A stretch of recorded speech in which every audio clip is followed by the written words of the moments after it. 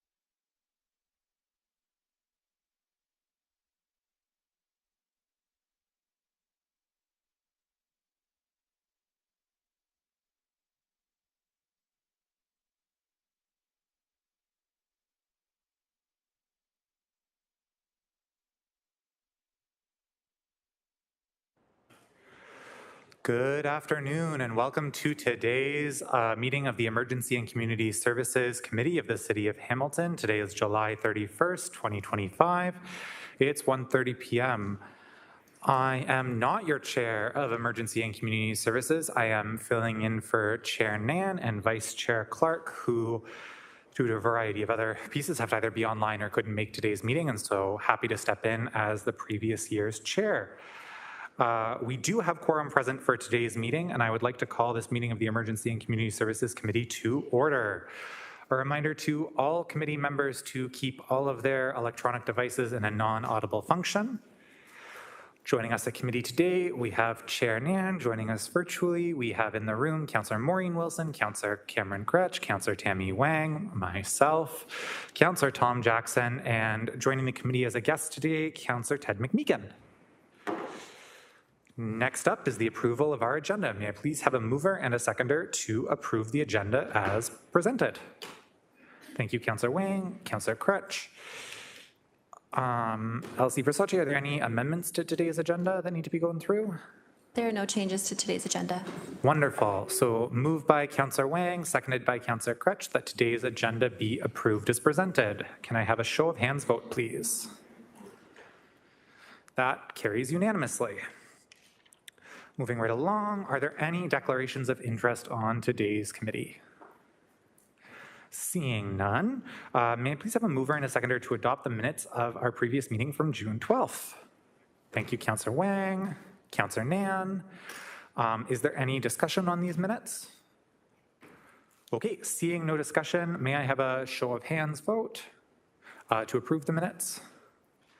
And that carries unanimously, moved by Councillor Wang, seconded by Councillor Nan. Okay, moving right along, we're at the delegations portion of today's meeting. On our agenda, we have two registered delegates respecting the Landmarks and Monuments Engagement Phase 1 results from the following individuals: Paul Nicholson and Carl Steinmeist. Paul, I see you on screen. Basically, when I'm done talking, you have 5 minutes. If there's any issues at all, we can pause. We can make sure the tech's working for you. I think you're going to be sharing your screen. We're happy to make sure that all gets worked out and is started before we start your time. And if you have any issues at all, please direct them to me, and we'll be happy to make sure it works for you. Thanks so much for coming out. And whenever you're ready to go, please feel free to just start. Thank you, Chair. Well, Chair and committee members, thank you very much for the opportunity to speak to you today about the United Empire Loyalist Monument and its part in the Landmarks and Monuments Review. My name is Paul Nicholson. I'm a member of the United Empire Loyalist Association of Canada Hamilton Branch. I'm partially standing in today for our branch president today, as my mother, Ruth Nicholson, was branch president at the time of her unexpected passing in March this year.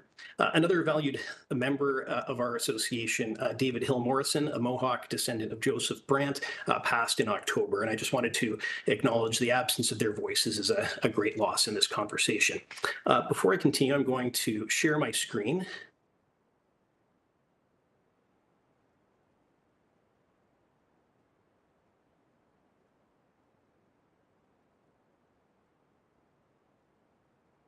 And if I could just have a quick confirmation that that's showing up correctly in the room, I would appreciate it. We can see and hear you very well.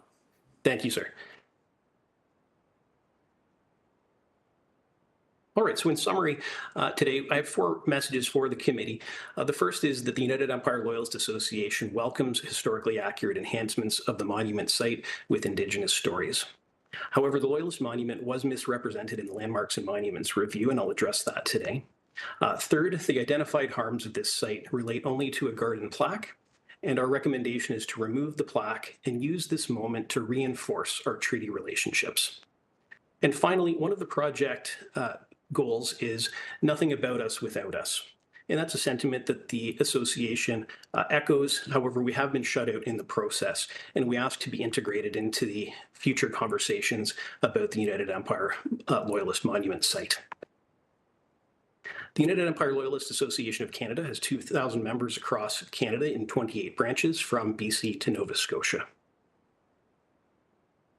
Now let's talk about what the UEL monument is about and how it's been represented in this project. So this is a screen representing how the city presented the monument to the public in the Engage Hamilton survey, which asked for comment on the site and if the monument should be removed from public view. Note the upward photo angle hiding the base descriptions on the monument and the image of a plaque that one would assume is attached to or references the monument. However, that plaque is in fact a garden stake, referencing the nearby War of 1812 Remembrance Garden. The garden plaque dedication uses outdated and incorrect information. The monument is seriously misrepresented in this process, presenting it as though it's a War of 1812 monument, when in fact it's dedicated to the refugees who settled here about 30 years earlier, after the American Revolution. This is the monument site as it looks today. And here's an image of what the site looked like in 2004 when the garden plaque was installed with the themed garden that you see. Note the close-up image with the garden plaque facing the garden, with the inscription side opposite, readable from the monument side.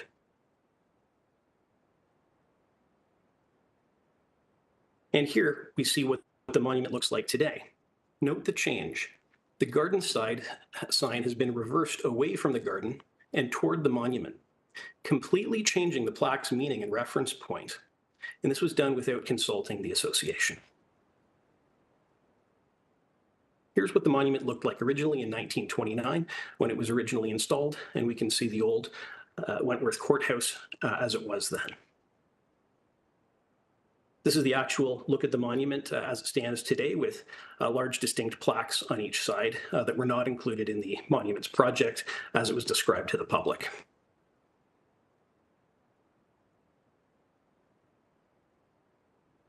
During the process, staff acknowledged that the statue was not the concern, and you'll note at the bottom the disclaimer placed on the website: the current concerns are not associated with the United Empire Loyalist statue, and that they are associated only with the garden plaque. This is the actual primary inscription on the monument on the front. We don't have time to go through it today, but I've provided that in your briefing materials if you wish to review it. So let's talk about the identified harms and our shared path forward. The plaque's narrative does not include the Indigenous history of the time period. It uses outdated language, and the narrative only references Six Nations people who were not the only Indigenous nations that fought in that war. Our association completely agrees with that sentiment. And that's why in September of 2024, our association passed a motion to request the plaque's removal. That request was denied in May of this year. In the letter, we stated that we agree with the circle of experts that the language is outdated and does not include all Indigenous nations who fought as allies of Britain. But had the city contacted our branch or our national association since 2021 when the project began, we would have given vital insights into why that was installed that way 20 years ago. Let's shift forward now to recommendations. First, we recommend the garden stake be removed and to rededicate the garden as a treaty garden. Second, we ask nothing about us without us in terms of becoming a stakeholder in this project beginning now, and to have not a veto over future changes to the site, but to be consulted on changes that are planned. And third, we ask that the city list the monument on the official heritage register so that it receives formal protection under the Ontario Heritage Act. If I'm permitted to have any additional time, Chair, I have a little bit more information on each of those recommendations. So what that requires from committee is maybe a motion and a seconder just to do a brief extension. I do think you're making great time and moving through, so we can do maybe another 5 minutes, but I think you'll use less than that, it seems like. I think that's moved by Councillor Jackson, seconded by Councillor Wang. Just a quick show of hands vote, all in favor. And then Councillor Nan, if you're able to signal to the clerk. Okay, that passes unanimously. Please continue. Thank you very much. So our first recommendation, as I mentioned, is the garden stake removal and rededication of the garden as a treaty garden. The staff report is going to recommend that this harmful plaque remain in place with no changes, despite all of the extensive work that went into this project.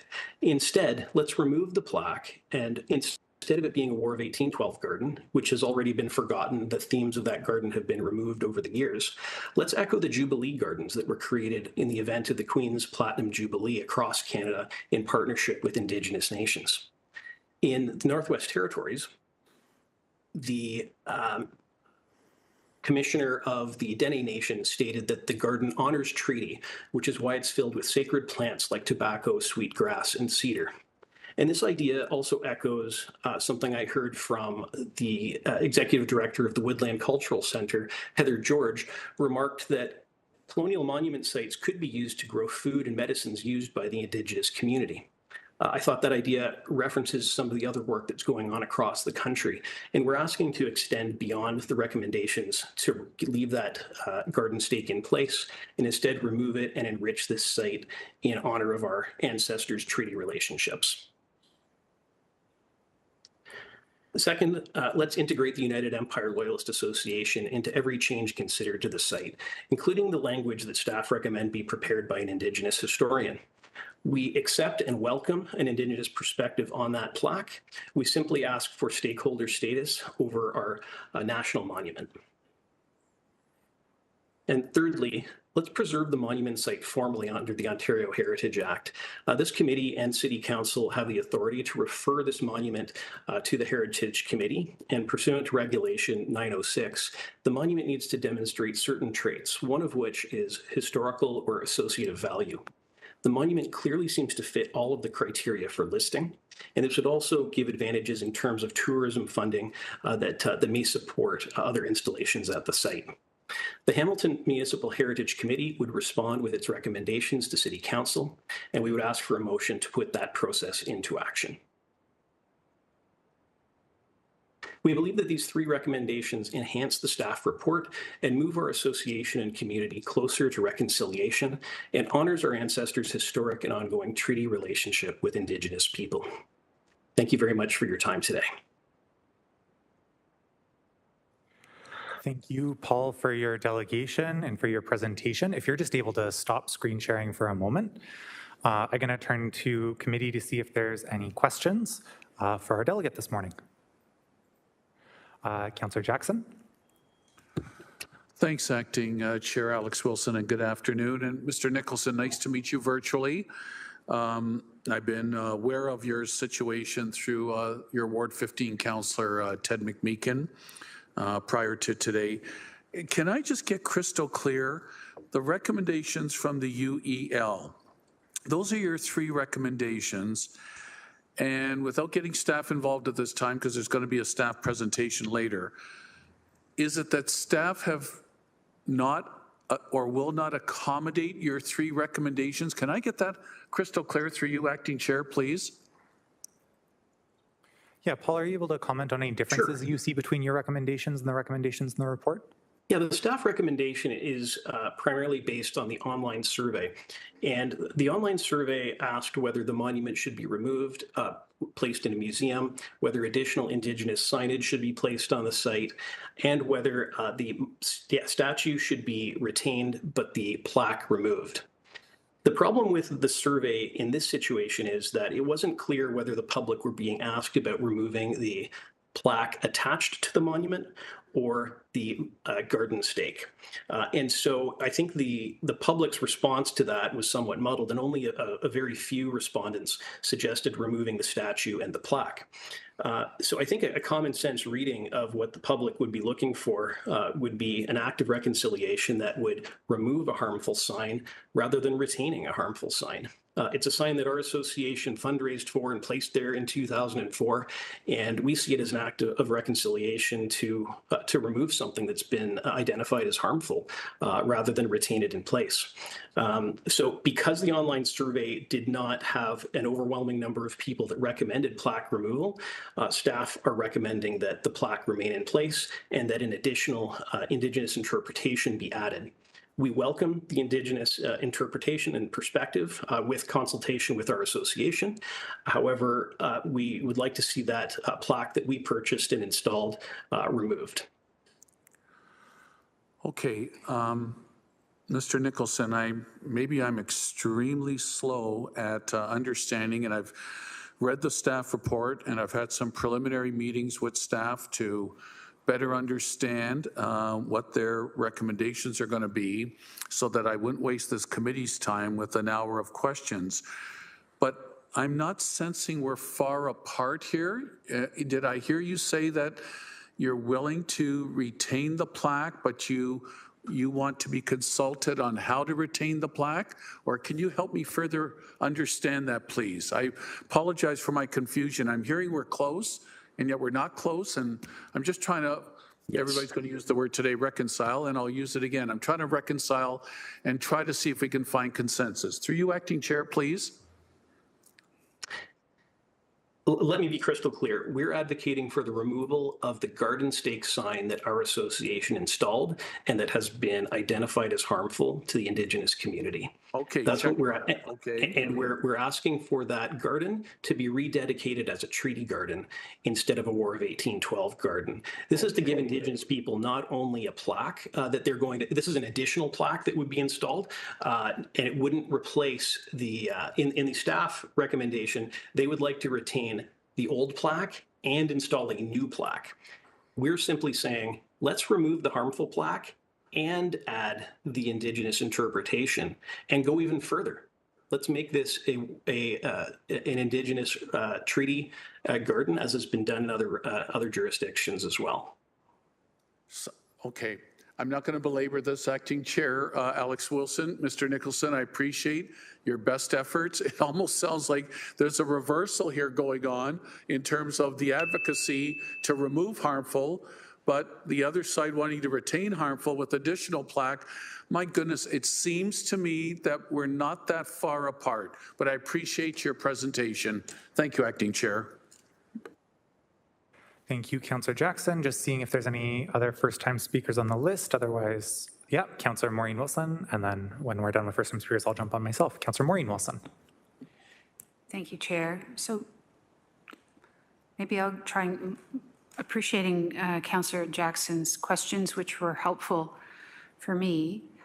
So I think in summary, what I think I've heard is there was perhaps an unintentional coupling of the existing garden plaque with the larger monument.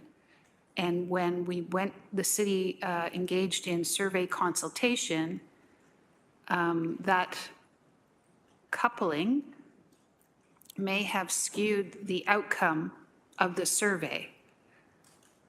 And because there was perhaps not strong enough support to remove that single garden plaque, staff are recommending it be retained, but another garden plaque secured. I think what I'm hearing Mr. Nicholson saying is, no. These are two separate plaques, if you will. And I'm hearing Mr. Nicholson saying the garden plaque is not in keeping with this association's commitment to reconciliation. And his words are, it's doing harm. So the public opinion was perhaps skewed because of an unfortunate coupling.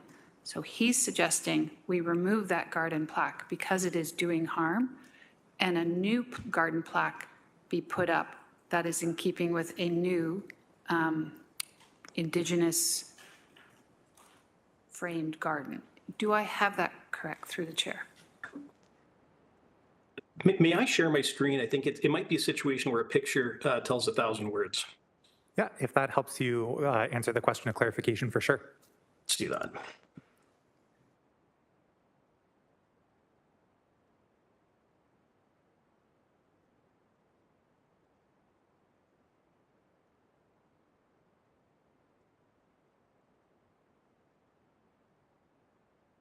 Okay, I'm hoping that's coming on screen now.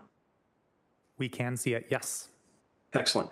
So in this view, we can actually see 3 plaques. Let me go in order. So the white plaque that you're seeing in the foreground is the temporary signage that the city placed at the beginning of the project, identifying that this site was problematic to Indigenous people. Further along, you see the white garden stake that I referenced had been turned around. And by the way, that's another reason to remove it. Right now, it's not even pointing the right direction. So the garden stake towards the background is what we're asking to be removed, because that garden plaque is using outdated language and facing the wrong direction.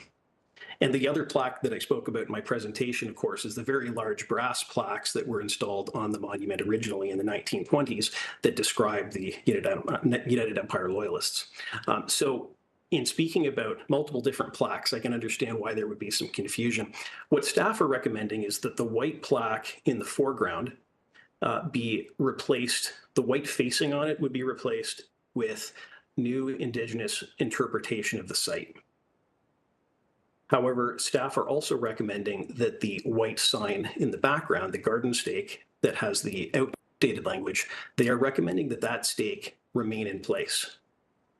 And we find that frankly unacceptable because it's apparently causing harm and it's not even pointing the right direction. But does that clarify it? I did get a thumbs up from Councillor Maureen Wilson. Any further commentary? No, thank you. I appreciate that. Thank you. Councillor Nan, and if you're just able to take down, thank you. Thank you, Acting Chair. Thank you for your delegation. So appreciate the clarification through the last slide. My question is less about the signage plaques, but more on the subsequent recommendations you've tabled in your delegation. The idea of a quote unquote treaty garden. So part of what we're trying to do here as a corporation, as a city, is kind of approach the way in which we are moving forward in our acts of reconciliation, but also specifically around monuments, landmarks, etc., is for it to be an Indigenous-led process. And part of honoring that is letting the idea of what replaces or could be added to be, again, putting the weight to Indigenous voices there. So where did the treaty garden idea come from? Is that solely your organization's idea at this stage? Thank you. Yeah, in preparing to respond to the process, I tried to listen to Indigenous voices in other forums, and one of those was one of the circle of experts that was a part of this process spoke at the Ontario Museums Conference about landmarks and monuments, and she was representing the city during that moment. And when she was speaking about landmarks and monuments, she answered a question from the floor about what could be done with memorial sites. And so I'm leveraging Heather George's recommendation that memorial sites potentially be used for Indigenous medicines and food and other purposes. And so although I'm presenting that on behalf of the United Empire Loyalist Association of Canada, I'm echoing what I have heard from one of the circle of experts that is part of this process. And so I appreciate, though, the spirit of the question that you're asking, Councillor Nan, because nothing about this project should be used to reinforce stereotypes or colonial power paradigms in attempting to redress wrongs. And so there's almost an irony, perhaps, in that suggestion that I've made, but it's an attempt to echo the words that I have heard from Indigenous people. And the other source is, again, the Jubilee Gardens that have been placed. That project was done in close cooperation with Indigenous peoples across Canada. And so I'm leveraging ideas that I've heard from the Indigenous community. No, I appreciate that, Paul. You're pointing out something and you're also adding to. And that's always a great way to discuss matters with the city, is not just try to complain about one thing and not present solutions. You're bringing forward a suite of ideas here. Appreciate it. Thanks for the clarity. We have follow-up questions for the staff. Thanks. Thank you. Not seeing any other Councillor McMeekin. Yes, thanks. I'm a guest here, and I appreciate being welcomed. Just a couple of observations. No one here is arguing against change. In fact, and I, to be completely transparent, I went to school with Paul's mother almost 60 years ago and learned a lot about the history of early times from her. She's, rest her soul, now departed. The loyalists are suggesting that they agree with the 67% who say let's support Indigenous history and have that reflected. They agree that the outdated term Indian should be removed and replaced with something more appropriate. And notwithstanding the fact that only 4% were convinced that they should recommend removing the plaque, they'd like to remove it anyways because they think it's harmful. And I think it's remarkable.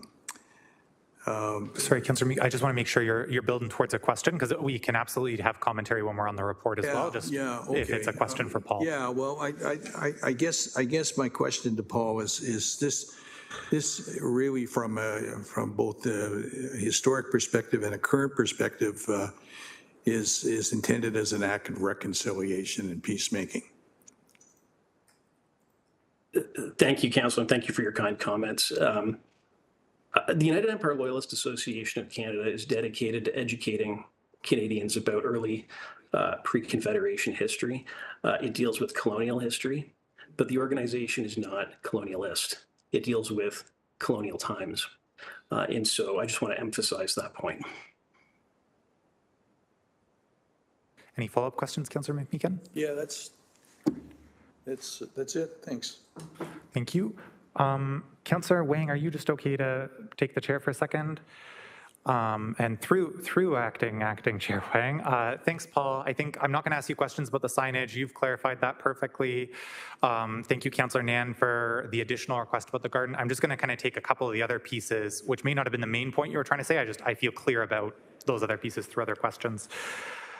So in addition to providing some feedback on the outcome today, your delegation also provided some feedback on the process. And so just seeing that I heard you right, two of the things that you think might have improved the process from your perspective was earlier engagement, and then you also said being identified as a stakeholder group. Is that a correct interpretation of some of the kind of continuous improvement recommendations you're making? Is if we're doing this with other monuments, identify who maybe those stakeholders might be for that monument and do a bit more early engagement? Is that some of the feedback you're bringing forward? And is there any other advice you have to kind of in future iterations of this process, how to make it a bit smoother? Yes, thanks so much, Chair. I think the process began with clear good intentions, and I think we are aligned with staff on the broad vision for the Landmarks and Monuments Review as a whole. And when we look at some of the other monuments, for example, the Queen Victoria statue, there might not be a Queen Victoria Association of Canada. So there might not have been a clear stakeholder group. However, this is a monument that's literally dedicated to my and other members' ancestors. It's attached to the stories that our grandparents grew up teaching us. And so having that site the subject of an online survey about its possible removal without any consultation with our association seems inappropriate. It seems like a miss. If the city did a similar engagement with World War I and II cenotaphs to add Indigenous stories about Indigenous soldiers of those wars, that would be a valid and appropriate project. It would be hard to imagine, though, that the Royal Canadian Legion would not be consulted on such a project. And so we find it surprising that a monument dedicated to our ancestors was not, it wasn't considered to have us involved in any way, shape, or form. I was given wonderful access, however, to the city manager personally. So my personal advocacy granted me access to city staff, but that's different from deeply engaging with the president of the United Empire Loyalist Association of Canada, or to have our academic historians speak to Indigenous people, or for any members of our association to have spoken to the circle of experts to enrich their own internal debates and discussion about landmarks. So there was substantial opportunity to have engaged earlier and more deeply. No, I really appreciate that feedback on the process. And as this, I think you've highlighted, I was going to give that exact example. Queen Victoria may not have a group. So you took the words right out of my mouth there. These three sites being a little bit earlier in the process, hearing from you that, you think this process should continue, supported the city's work doing this review of monuments, but just how we're doing it and making sure if there are groups, there's a touch point there. In addition to some of the outcomes you flagged earlier in your delegation we've discussed, that's another piece of feedback you'd like committee to hear today? That's right. In addition, moving forward, I talked about power paradigms, a few moments ago with Councillor Nan, and I don't think that the United Empire Loyalist Association should veto Indigenous perspectives on the new plaque that's being installed. But right now, moving forward, I have to say there is anxiety about what language is going to be added, and the staff report doesn't give any insight on that. So is it Indigenous perspectives on the War of 1812 because that plaque was deemed harmful? Is it broader perspectives on the Revolutionary War, or is it going to be about the Indigenous issues around treaty making and the Haldeman Tract? There's a lot of topics that would be valid for consideration in adding to that, but in not knowing anything and not being consulted about what's going to go on there, we just feel that we should be stewards of our own national site. Thank you, Paul. That's it for my questions. I'll take back the chair. Not seeing anyone else on the list. Thank you, Paul, for providing you and your group's feedback, engagement in the process. Just so you know, we're going to hear a pre-recorded delegation. And next, is my understanding, we'll vote to receive the delegations. We're going to go on to report on OW, and then this is the next item, just kind of a quick read of the agenda. So thank you so much for your delegation. If you'd like to continue watching, you're able to follow along on YouTube. And it'll just be a couple moments before we get to this item. But our next up is our next delegation. And my understanding is that's a pre-recorded delegation. Is that correct? Okay, so our clerk's team will just be playing that delegation.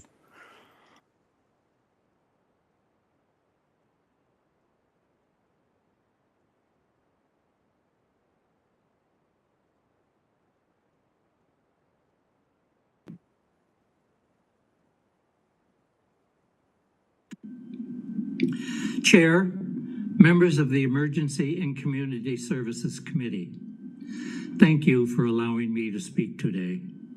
My name is Carl Stymus, representing the United Empire Loyalist Association of Canada. We honor the Loyalist legacy while recognizing that this heritage is inseparable from Indigenous contributions. I begin with a respectful acknowledgement. We meet on the traditional territory of the Haudenosaunee, Anishinaabe, and Neutral peoples. This is not a mere formality.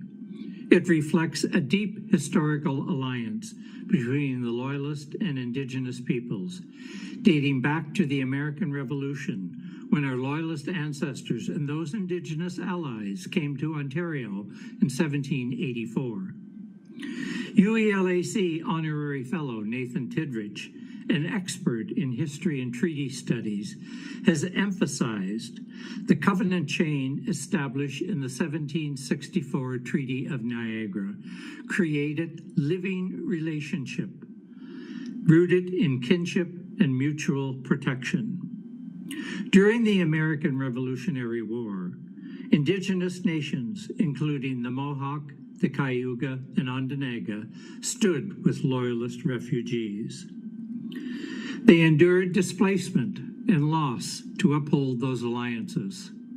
After 1784, many of these Indigenous allies, alongside the Loyalists, resettled in Upper Canada. Their shared experience shaping communities around Grand River, Hamilton, and many other areas. This intertwined history demands our recognition. Our recent UELAC memorandum to the Hamilton City staff of June 4th, 2025, underlined that the Loyalist monument's inscription, "They forsook every possession excepting their honor," honors sacrifice of Loyalist settlers and our Indigenous allies. An earlier memo dated May 16th, 2025, from the National UELAC President's Office records our formal request for ULAC representation in municipal consultation and confirmed Paul Nicholson's ongoing engagement with city staff in Indigenous relations. Through our advocacy during the city's landmark and monument review, guided by Paul Nicholson and the late Ruth Nicholson, ULAC championed respectful dialogue with meaningful First Nations inclusion. We believe the Loyalist monument need not remain a static relic. it can become a living site of shared history. Drawing from Tidrich's work, especially The Queen at the Council Fire, we propose tangible, possible enhancements. Co-design interpretive plaques that feature Indigenous Loyalist Alliance stories. QR-enabled resources linking to detailed Indigenous perspectives. Joint programming and ceremonies led by Indigenous and Loyalist partners to mark shared remembrances. These proposals directly align with Tidrich's and the UELAC's vision, rebuilding meaningful Crown Indigenous partnerships through education, ceremony, and tangible heritage. The United Empire Loyalist Association of Canada is ready to help plan, corroborate, partner, and deliver these initiatives. Our national AGM in May demonstrated our organizational strength to be transparent, collaborative, and resolute. In conclusion, we respectfully ask that the City of Hamilton to preserve its Loyalist monument as more than a static marker. By incorporating Indigenous voices and shared history, we can honor this monument as a beacon of truth and reconciliation. I thank you for your leadership and openness to collaborative heritage stewardship. We stand ready to support the UELAC Hamilton branch, our Indigenous partners, and the City of Hamilton on this important journey. Thank you. And thank you to Carl if you're watching asynchronously for your delegation.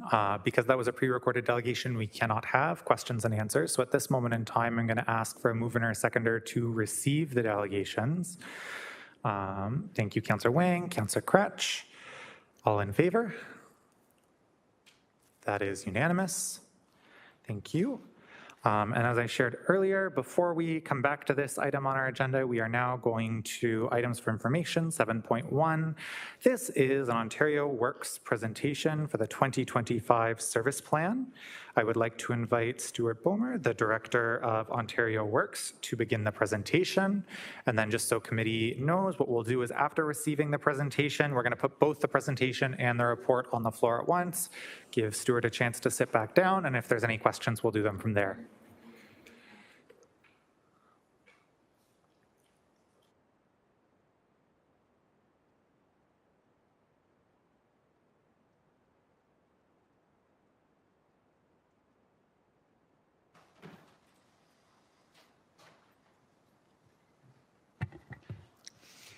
Thank you for the introduction, Chair Wilson, and thank you, members of the committee, for having me here today. As you indicated, I'm Stu Boomer, Director of Ontario Works in the Healthy and Safe Communities Department. I'm pleased to be here to present on our 2025 Ontario Works Service Plan, and I hope it provides useful information about how we work with the Ministry of Children, Community and Social Services to deliver the OW program, and more importantly, how we work with low-income families across the city to deliver important supports.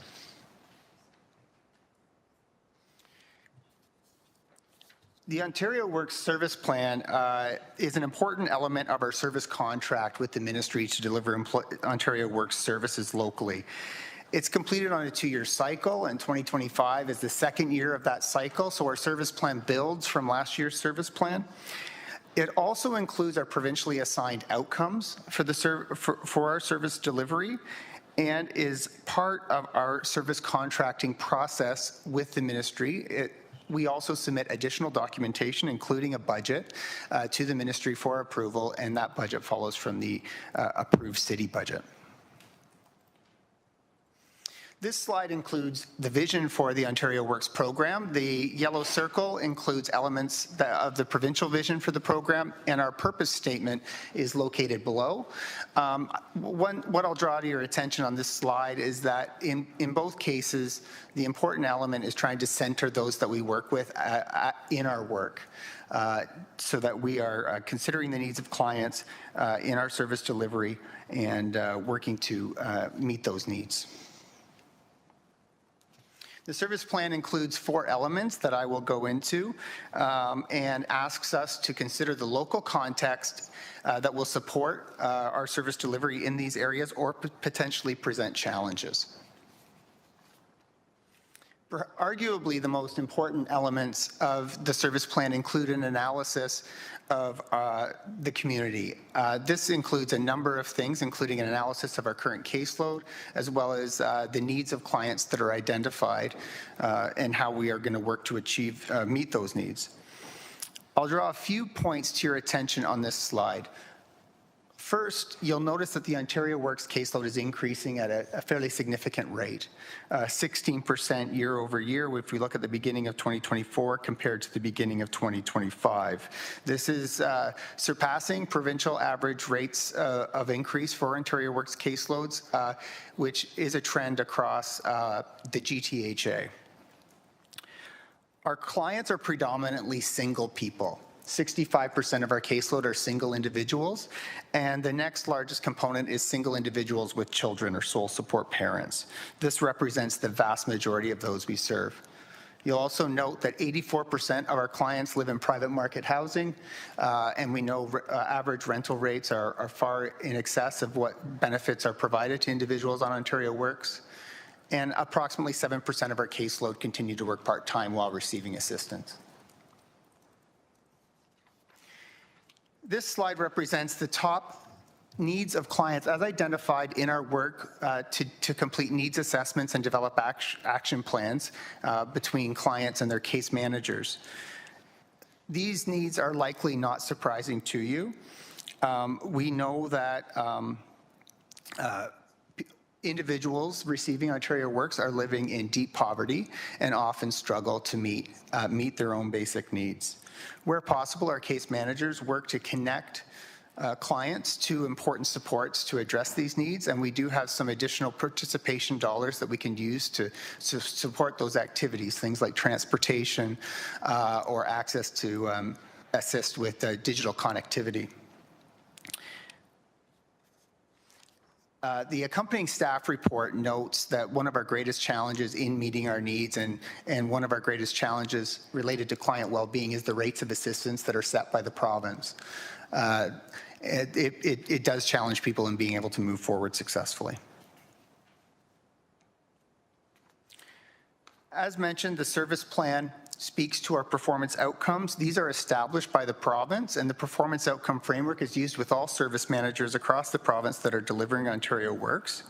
The targets in 2025 remain unchanged from 2024. One thing I'll also note is that service managers have consistently provided feedback to the province that meeting some of the program outcome targets is challenging given that many factors related to their achievement are outside the direct control of our service delivery. So what are our outcomes?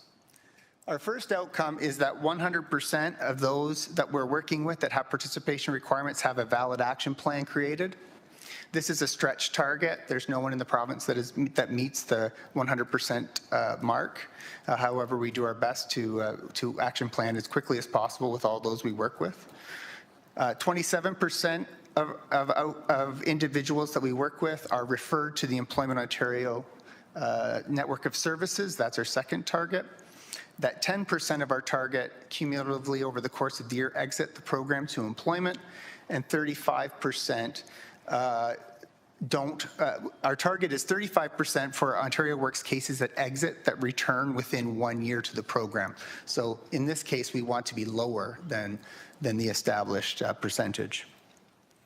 So how did we do in 2024? You'll notice that in the first 3 areas, we did not achieve our target.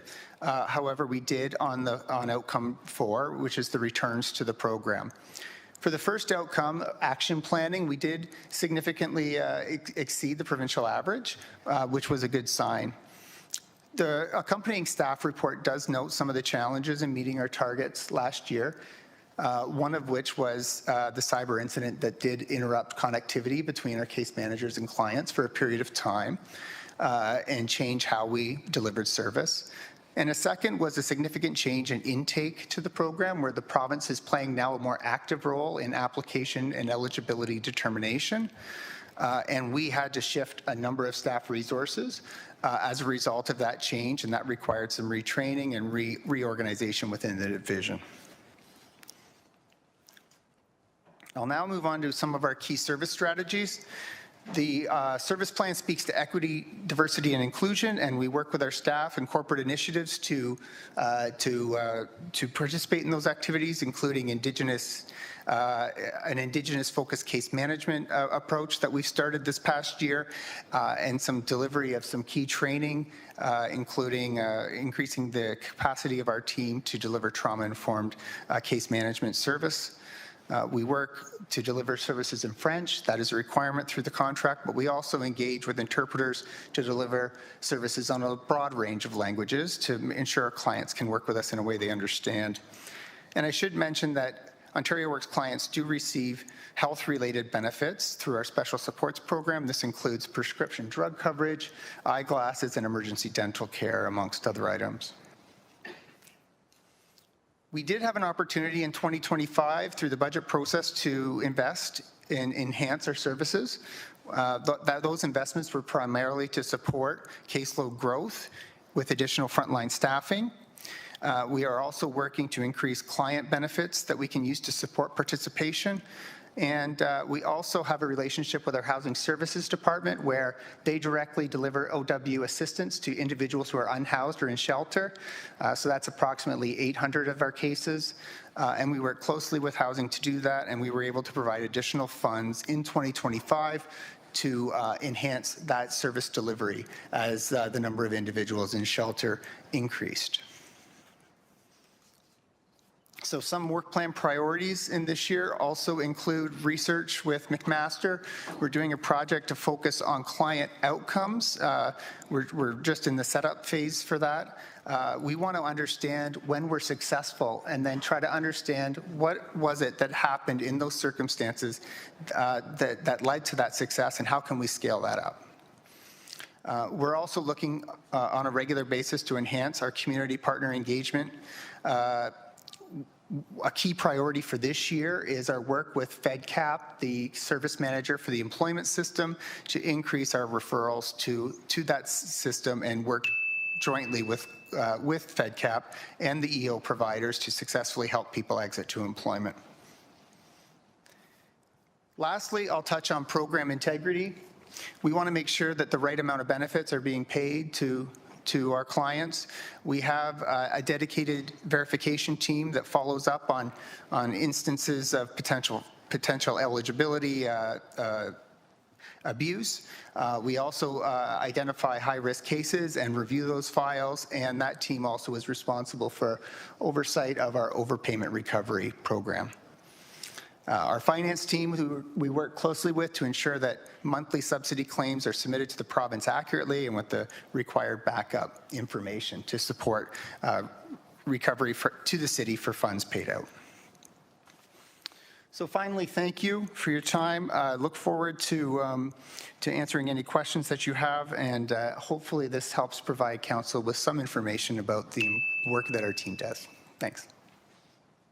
Thanks so much, Stuart. So what we're going to do now is grab a mover and seconder for both the presentation and the report, giving Stuart a chance to sit back down at the bench, and we can do any questions from there. So while Stuart's grabbing his seat, see Councillor Wang. Do we have a seconder to receive the presentation and approve the report recommendations? I'm happy to second that. And then I'm just going to check. I see Councillor Maureen Wilson on our speakers list if others could indicate if they have questions. Councillor Maureen Wilson? Thank you. Thank you for that presentation. I just want to make sure there was a slide which gave a overview, a profile, and I think 41% of recipients had a high school education, if I read that correctly. So I'll look for validation of that. And then my next question, if that is correct, is can you put that in, do you have any previous data on that? Like is 41% seems considerable. Has this been an area under change for some time? Thank you. So through the chair to the councillor, Over time, we have seen small but consistent increases in the percentage of clients that have achieved a high school education or even a post-secondary education. So that has increased. I'm just looking at our caseload profile to provide a bit more information to you.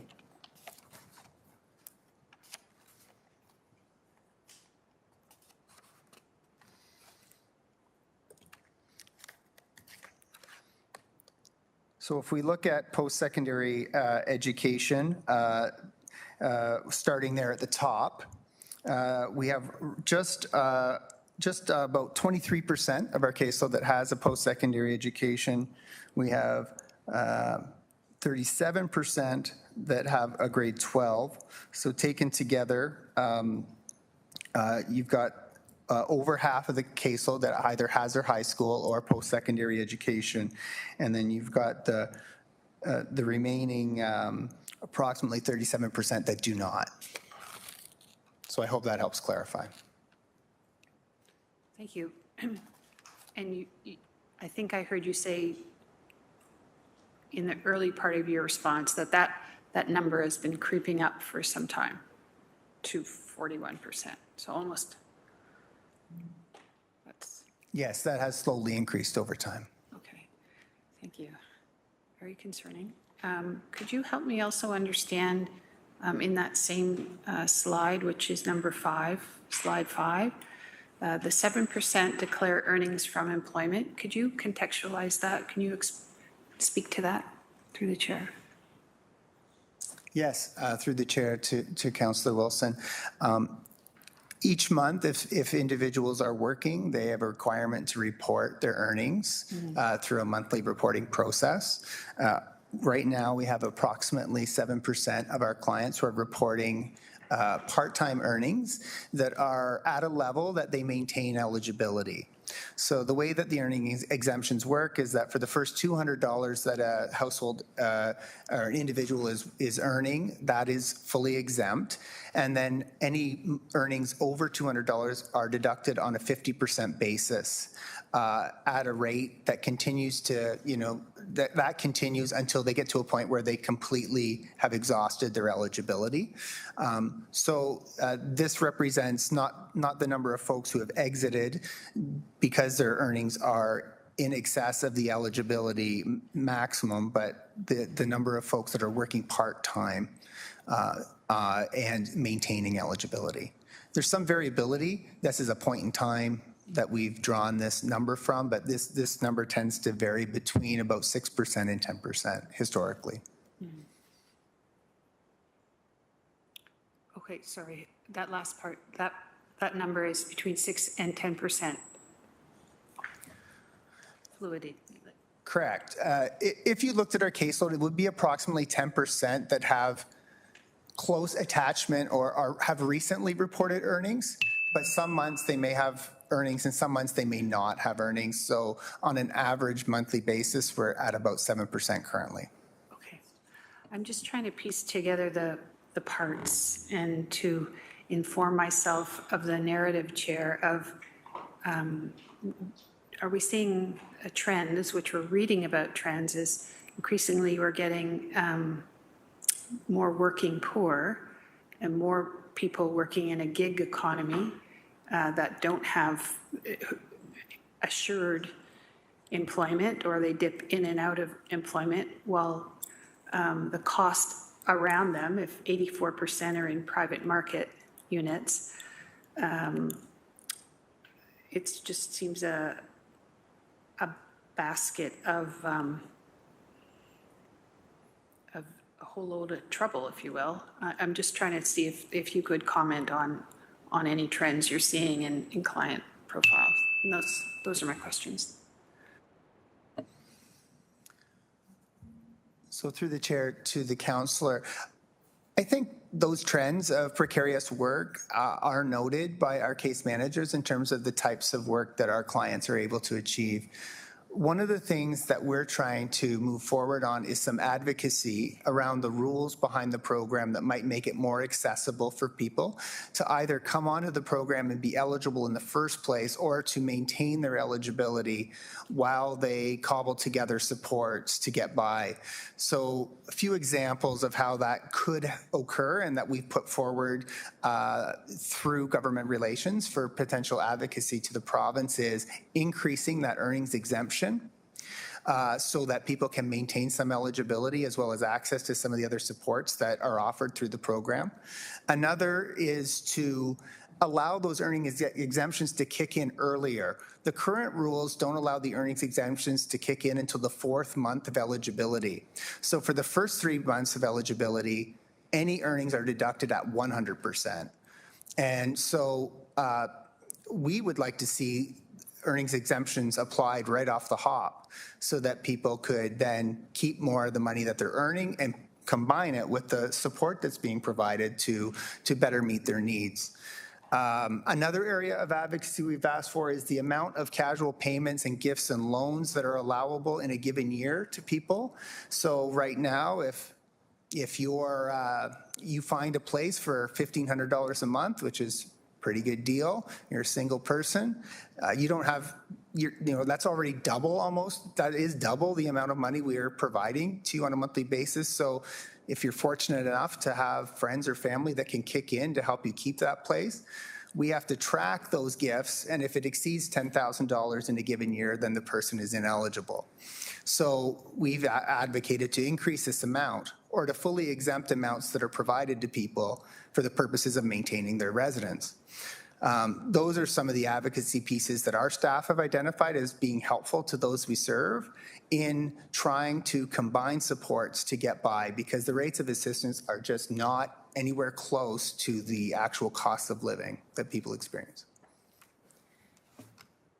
Through the chair, Grace Mader, General Manager, Healthy and Safe Communities. And I just wanted to reinforce what Stu was talking about, and you'll see that in our materials that we're putting forward for the AMO delegations this month as well, is that we see that any mechanisms that we can to help and assist people to maintain their housing, and if they're on assistance and they're in order to maintain their housing, they need to augment that some way, and through their earnings is the best avenue. So we're really trying to push that, and so you will see that in our materials as we move forward. Thank you. Thank you. And if I just one on that very point, my recollection is the research that was provided to council with respect to the Housing Sustainability Investment Roadmap during the height of COVID. There was an anomaly in the conditions of individuals for a very short period of time where we were not seeing an exodus from the housing market for those who are vulnerable. And that was as a consequence of that direct allowance that was received. But that in and of itself, my recollection, in maybe 2020, according to Mr. Pomeroy, that was the exception. And that very allowance would go such a far way in stabilizing the condition of housing for so many, if that's what I'm understanding you to say, through the chair. Thank you. Through the chair to the council, absolutely. It was through the CERB. It was through that. And for those of folks that have been around a little while, if you think back to the very short-term time we had a pilot of basic income, it was also demonstrated through that as well. Thank you, Councillor Maureen Wilson. Just so folks know, our speakers list currently has Councillor Wang, followed by Councillor Jackson, and then if neither of them takes it, I have a quick follow-up question myself. Councillor Wang. Thank you. Chair, I have a lot of different questions, and at the risk of getting into the weeds, I'm going to try really hard to keep them high level. Director Stu, we know that as the essentially like the service operator / manager / ground level / people at the front lines, you don't really have much way of advocacy to advocate for your clients to get other additional dollars and supports to the province.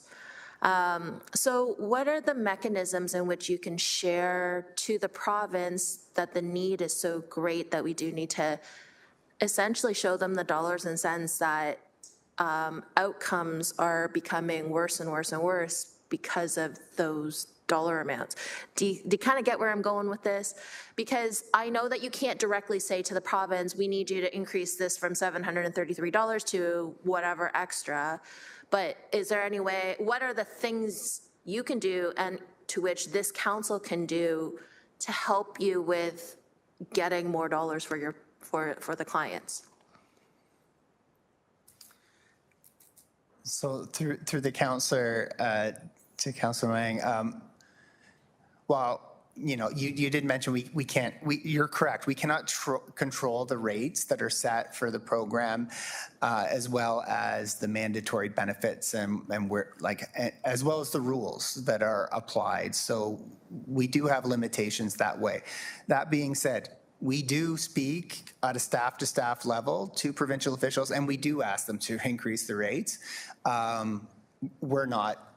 We haven't been successful over time, largely in those attempts, but we do have internal tables where we do that, and we also do it through the Ontario Municipal Social Services Association that performs advocacy in that area as well. In terms of how you as councillors can assist us, well, first and foremost, to move forward with a delegation at the AMO conference is helpful, and we really appreciate it, and our frontline staff appreciate the fact that there is an interest from council in taking our issues forward to help those that we serve. It is noticed, so thank you for that, even if it's unsuccessful, because often our work doesn't always, you know, get the top headlines of what councillors are asking for, and our clients often don't get noticed in you know, in the community in terms of the depth of need they're experiencing and how we can do better to help them. So thank you for bringing that forward. I do think that there are ways to point out the costs in other systems that low rates of social assistance are causing. So while mental health and addiction, for example, substance use, gets talked about often in relation to homelessness and certainly is an important factor, low rates of social assistance are also a hugely important factor in costs that are seen in that homelessness serving system. Emergency services, acute healthcare costs are driven by, you know, are increased when people are living in deep poverty. And I think trying to point out how we can save in those areas by taking better care of people, providing more accurate or more appropriate income supports will be of benefit not only to us in the local community, but to the province more generally. So I hope that's helpful. No.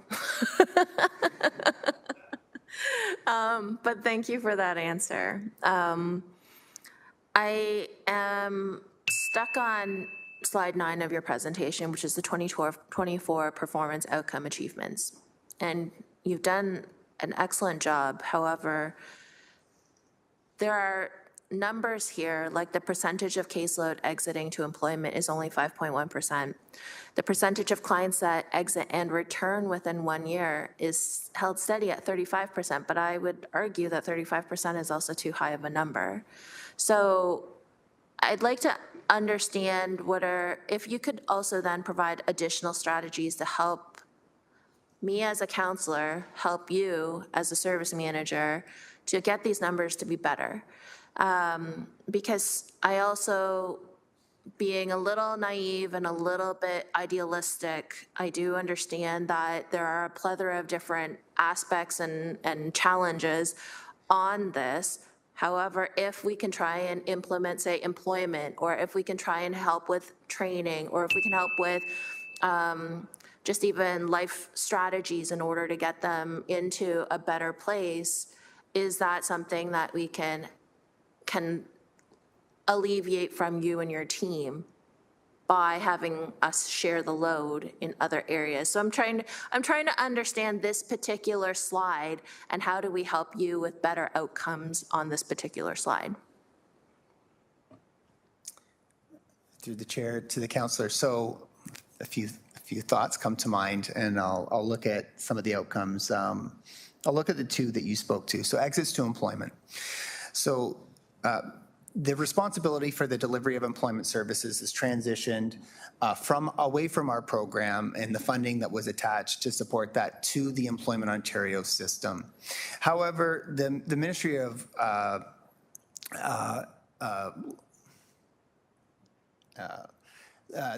of Training and Skills Development has not changed the offerings that are available to individuals in a meaningful way related to employment services to specifically consider individuals who are further away from the labor market or who face greater challenges in finding employment. So improvements to the employment system that were focused on individuals who needed more extensive support.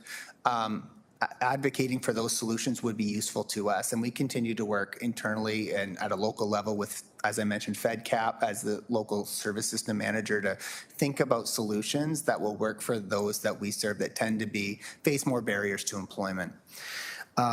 Another is things like access to primary care. So we do use some of our limited participation funds to assist people in completing health assessments so that they can qualify for the Ontario Disability Support Program when we think that that is the more appropriate place for them to be receiving income support.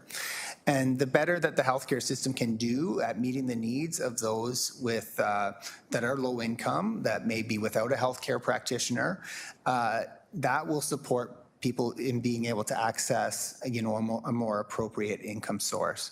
And that will also help us because those individuals, once they transition to ODSP, tend not to come back to the Ontario Works program. So they'll receive their income support through that other social assistance program. And that would serve to improve our outcomes in the last area. Okay.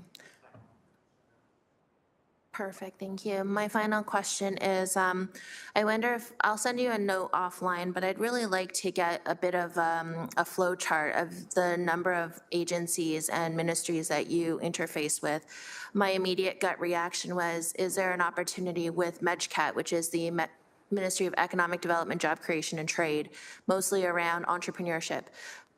Because I don't think that entrepreneurship has been properly captured as a potential exit, because there are lots of ways to potentially use a small business to help offset the costs of the business with costs of living and costs of quality of life and that sort of thing. So I'd like to I will send you an email offline to ask you for a flow chart.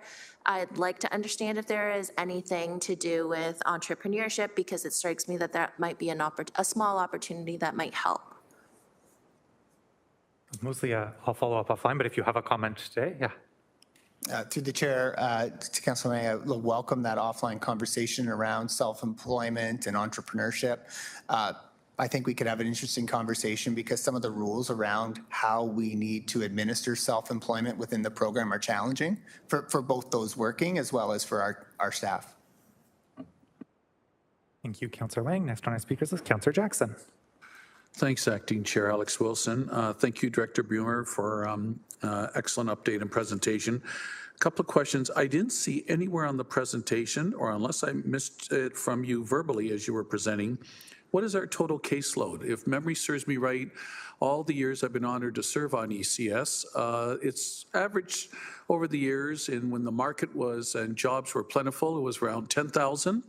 And in the worst times, it was around 16,000, 17,000 that were on OW. I didn't see the number anywhere in all the slides unless I missed it. Through you, Acting Chair, please. Through the chair to Councillor Jackson, no, you did not miss it. That number was not included. We did include a more fulsome update on the caseload to committee in December that did go into historic kind of caseload and our caseload numbers and trends. But I can report currently our caseload is just under 13,000 in terms of the number of cases. So it's, I think, 12,964, if I remember correctly. That constitutes households that include just under 22,000 beneficiaries or individuals, people in those in those households. This is the highest that the caseload has been since approximately 2011, when we were sort of at the tail end of the financial crisis and seeing some of the lag impacts of the financial crisis. Our caseload, to the points made earlier around emergency supports provided through the pandemic, when CERB was in place, our caseload fell below 10,000, below 9,000 actually, down significantly. And then since those benefits have ended and years have passed since the pandemic, our caseload is now exceeding rates that we've seen for nearly 13 years. Well, thank you for ensuring my eyesight is still good, and my hearing is still good, Director Bumer. Thank you for the 13,000. Wow, 9,000 during the pandemic. So that meant people on OW had much greater income moving to the CERB that was provided during the pandemic. Is that what I heard? That's correct. CERB provided individuals with $2,000 a month approximately, or $500 a week.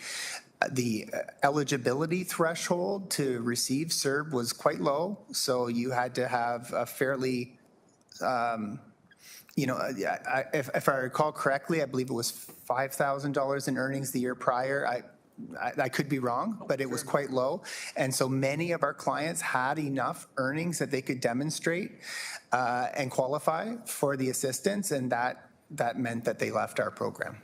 Okay, and last question, Acting Chair. I see 84% in private market units.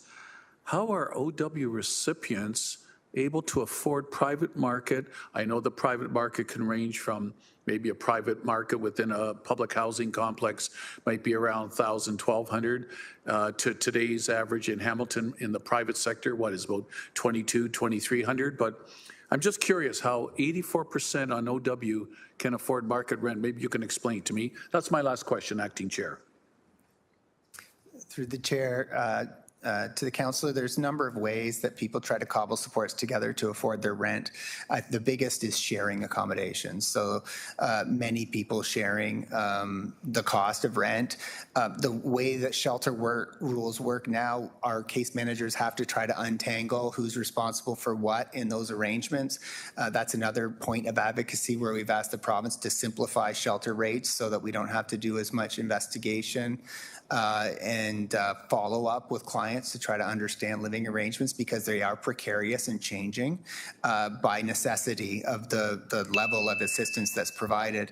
In addition, people get support from family and friends to try to maintain their accommodations. That's another common way that we see people get by. Should be noted that the number of clients in rent-geared income housing is approximately 5%. That is lower than the number of clients that we serve that are homeless.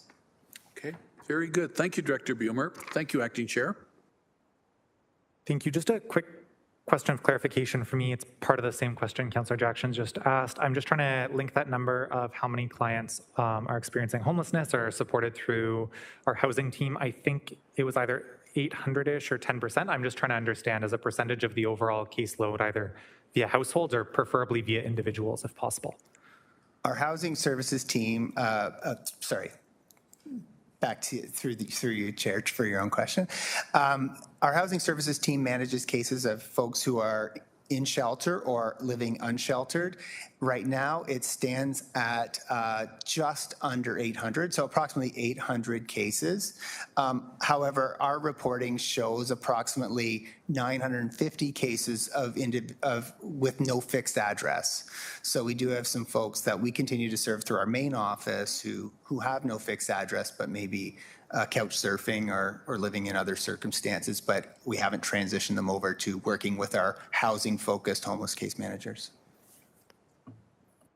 Thank you, and I'm just trying to do so it's something like 1 in 12 folks that are on the OW casework list, 1 in 11, like somewhere in the just less than 1 in 10, so 1 in 11, 1 in 12. Is that roughly what the numbers were? Yeah, approximately 7 to 8%.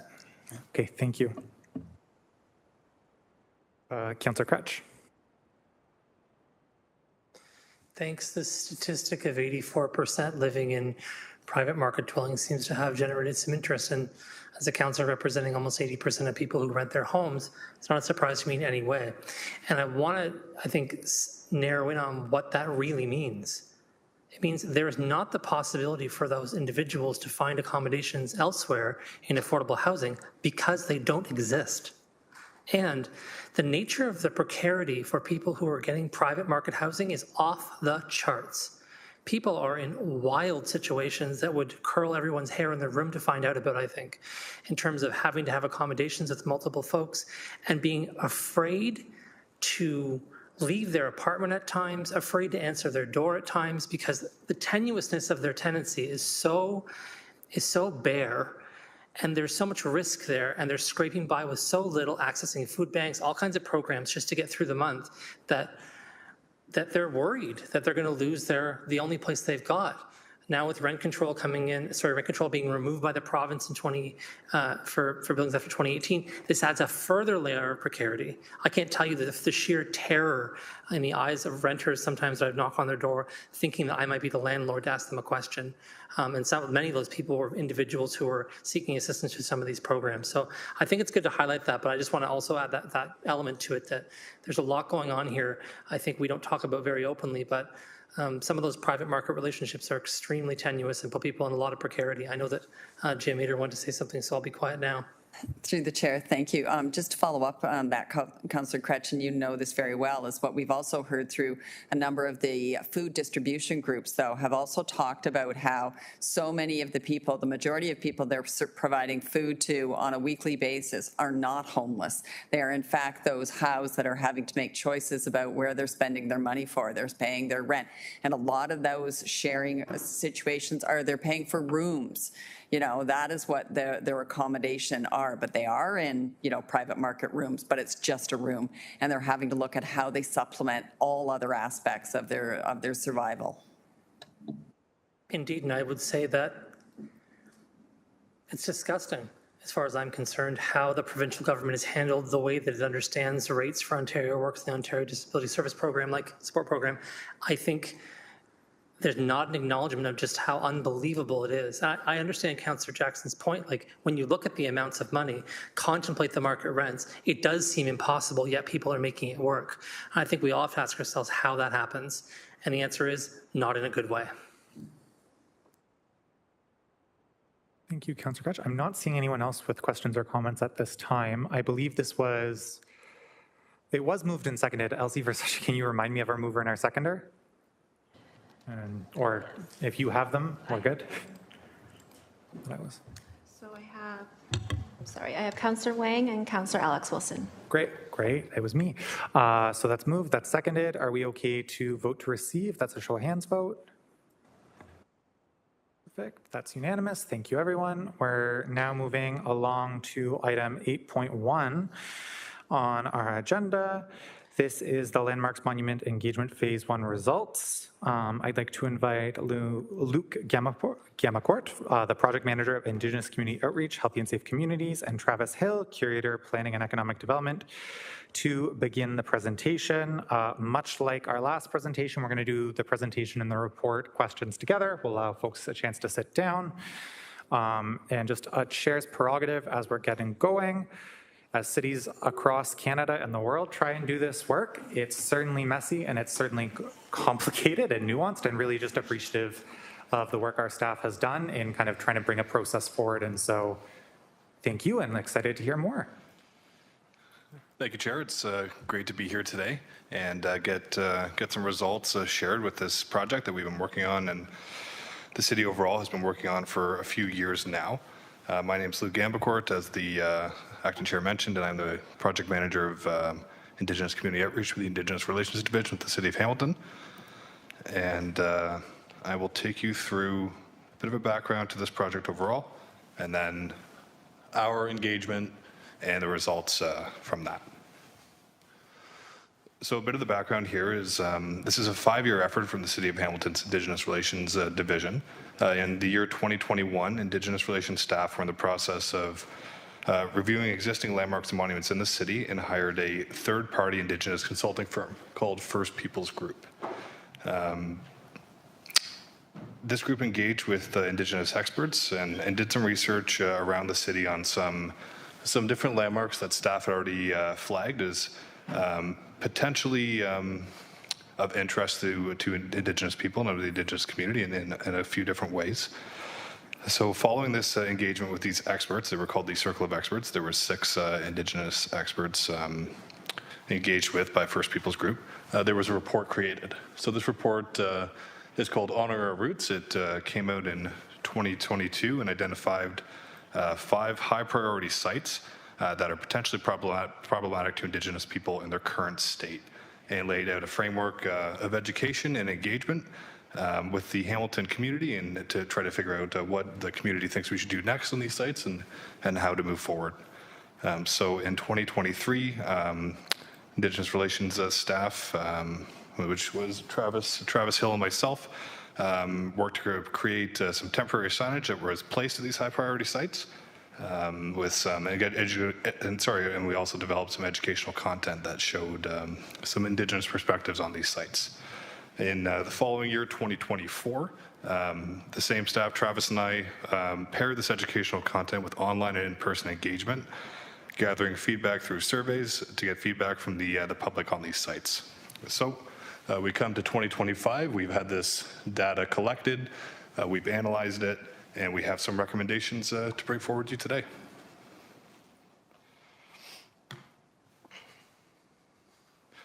So before developing the education and engagement plan for this project, we researched quite a few different cases related to statutes in municipalities extensively. We took some tales of caution from First Peoples Group. They'd done some engagement with the city of Wilmot and Kingston, and they did this in sort of a town hall style with a lot of back and forth, and really warned us against this approach. They said it was quite negative for not only citizens but also the facilitators, and we were told to really try to develop a process that did not reflect this. So this is why we decided instead to do more of a asynchronous actual feedback format, so that there was going to be feedback through surveys, but still have some of those surveys and some sessions offered in person, so that there could be some sort of engagement with staff, but not necessarily between citizens themselves. This was paired with an educational video, and I'll get into the surveys more in a second here. Well, actually, essentially, let's go through that really quick. So there were 2 surveys that were decided on. The first was quite a bit shorter. Didn't have a ton of content, and it was more general. Just asked about whether or not citizens would support more Indigenous stories and histories being shared at these sites. The second was quite a bit larger, and had 5 questions for each of the 3 sites that were focused on at this time, and was paired with an Indigenous perspectives video on the sites, sharing some different views from Indigenous elders, historians, and experts on these sites. So the first survey was open from August 12th to August 30th, 2024. There was one qualitative one question, so one quantitative response option with a qualitative option. And so that one question was, would you support more history, Indigenous stories, and/or appropriate language being added to these sites? Then citizens or anyone who decided to fill out the survey was also given an option to fill out a text box alongside their answer, and we received 302 surveys during this time. The second survey was open longer. It was open from September 9th to October 31st, and was released at the same time as the educational video that I just mentioned, detailing Indigenous perspectives on these sites.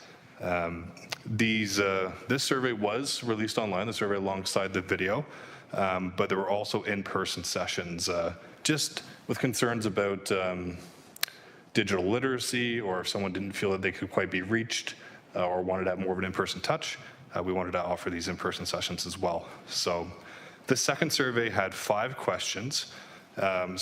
answers for the question for each site. The question is the same for each of the 3 sites. And I want to reiterate, because I think there was maybe a bit of confusion on these 5 options in an earlier delegation. So The first was, this is an important one to mention because this was an option, was to keep the site, statue, and plaque exactly as it is now. So not to touch any of the current components.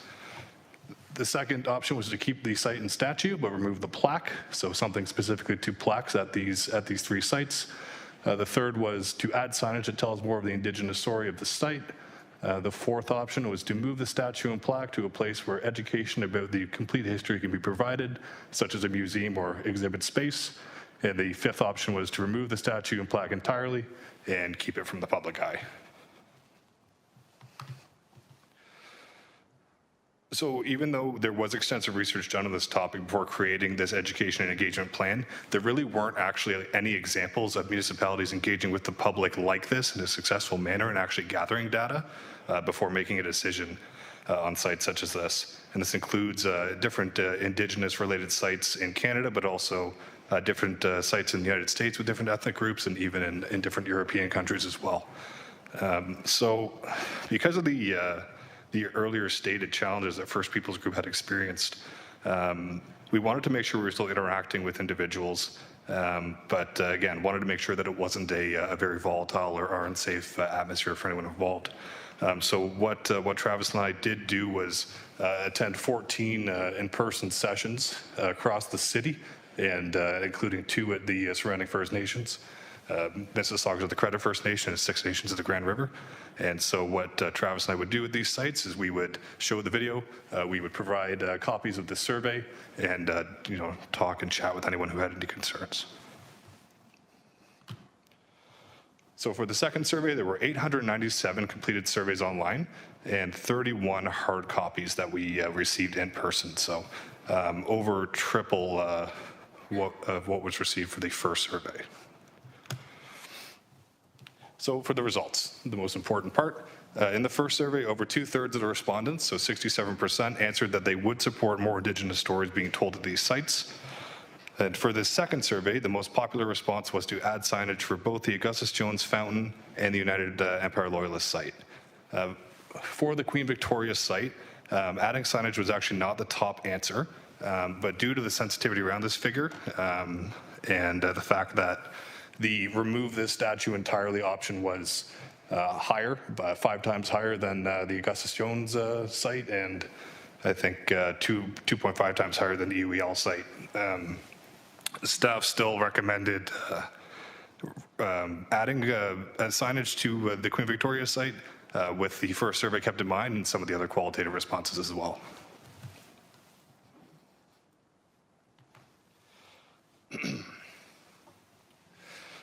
So the recommendations that I'm bringing before you today are as follows. The first is that additional interpretive signage reflecting Indigenous contributions and historical accounts be approved for development and installation at 3 of the high priority sites, that being the Augustus Jones, United Empire Loyalists, and Queen Victoria monuments. This is based on input from the urban Indigenous community, local treaty nations, and community feedback.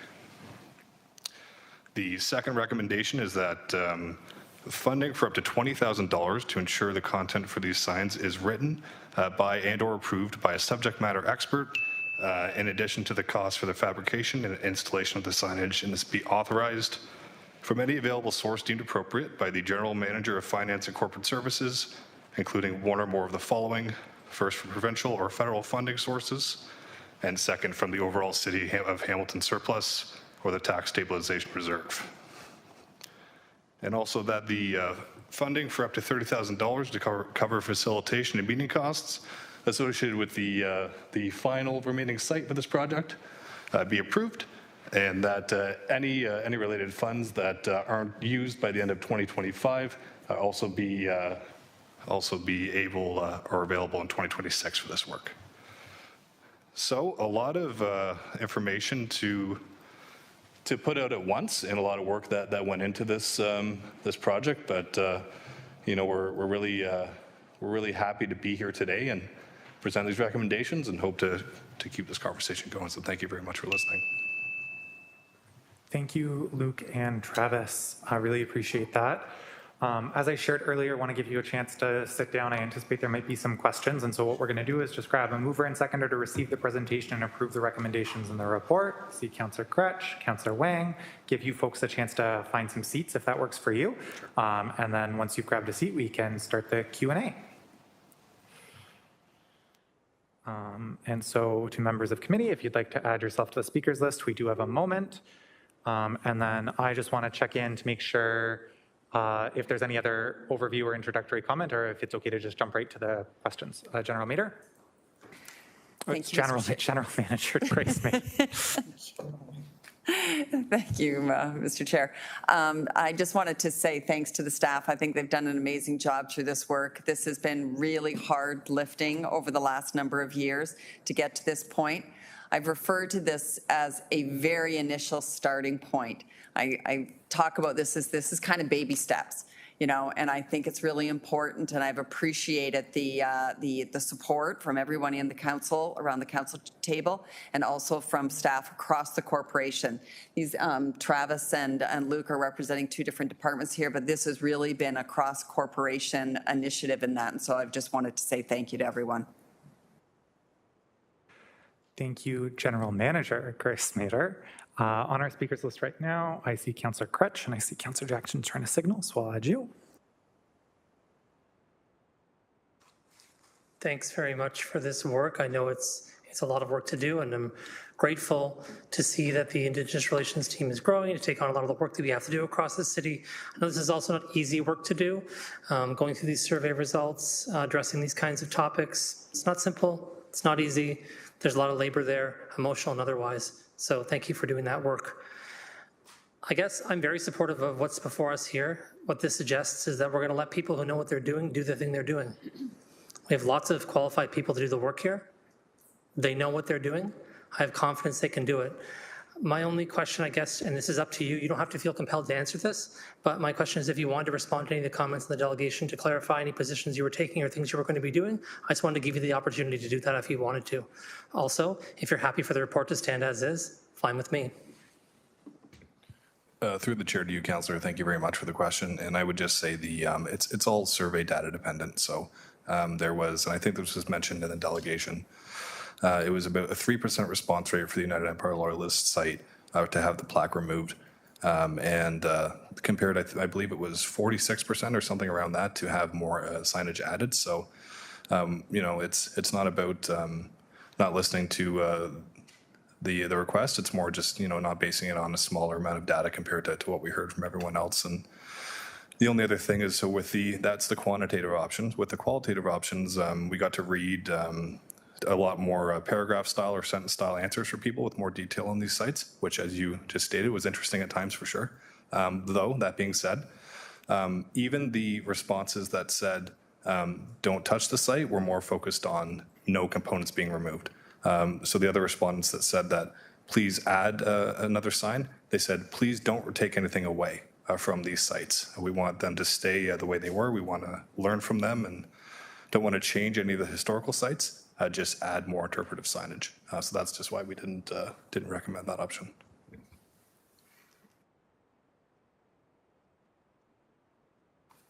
Through the chair, and thanks for that, Luke. And I think part of the conversation had been too that staff met with Mr. Nicholson a number of times as well regarding their concerns, and we at no time were saying that we wanted to ignore them.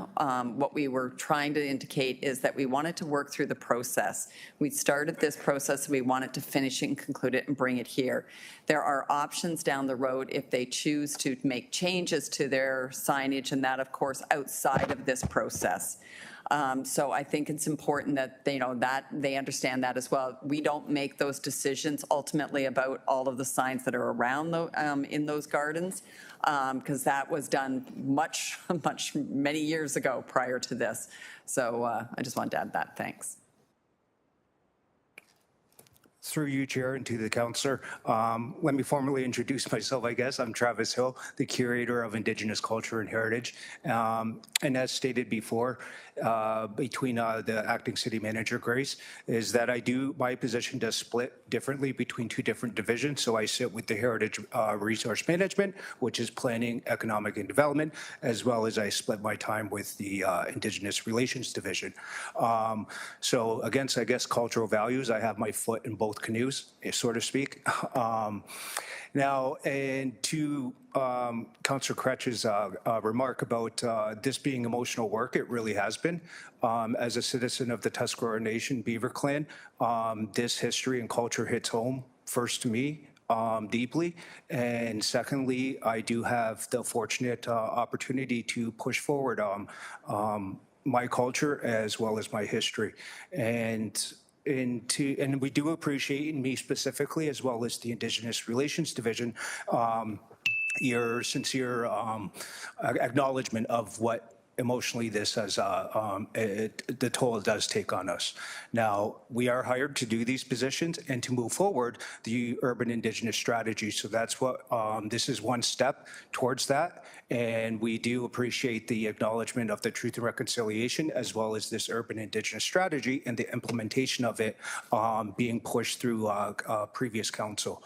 So we are pretty passionate as well as emotional, and we do want to include everybody that needs to be at this table. I just want to remain focused on it being Indigenous-led and the voices being heard that have long been overlooked sitting at some of these tables. So I just want to appreciate the opportunity to comment on the previous delegation and to comment towards your remark. Thank you. Hi, Beth, through you, Chair, to the Councillor Kretsch, Beth Dockstader, Manager of Indigenous Relations. Again, thank you for your comments. I'm very appreciative of this, the work that my team is doing. Again, to reiterate that this is hard work. This is innovative work. This is work that hasn't been done previously.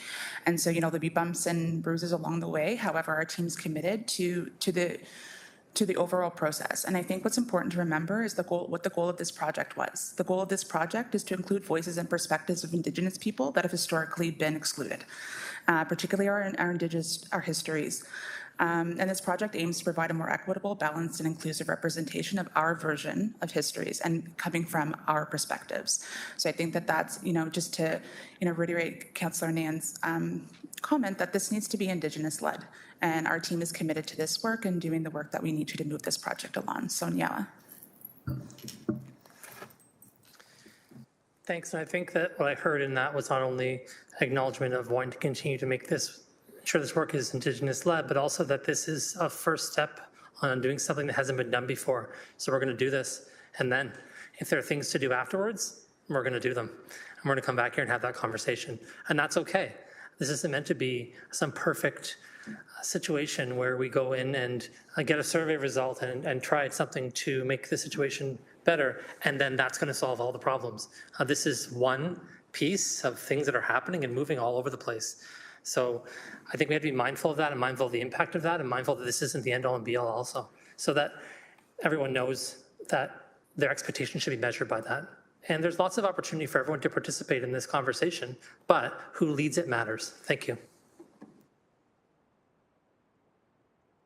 Thank you, Councillor Kretsch. On our speakers list right now, I currently have Councillor Jackson, and then some folks have been adding and removing themselves. So if you'd like to be on, just make sure you're there. But right now I have Councillor Jackson followed by myself. Thank you, Acting Chair Alex Wilson. Well, Project Manager Gambicourt and Curator Hill, thank you very, very much for this outstanding presentation. Always good seeing you, Manager Dockstader. Enjoy time that we spend together.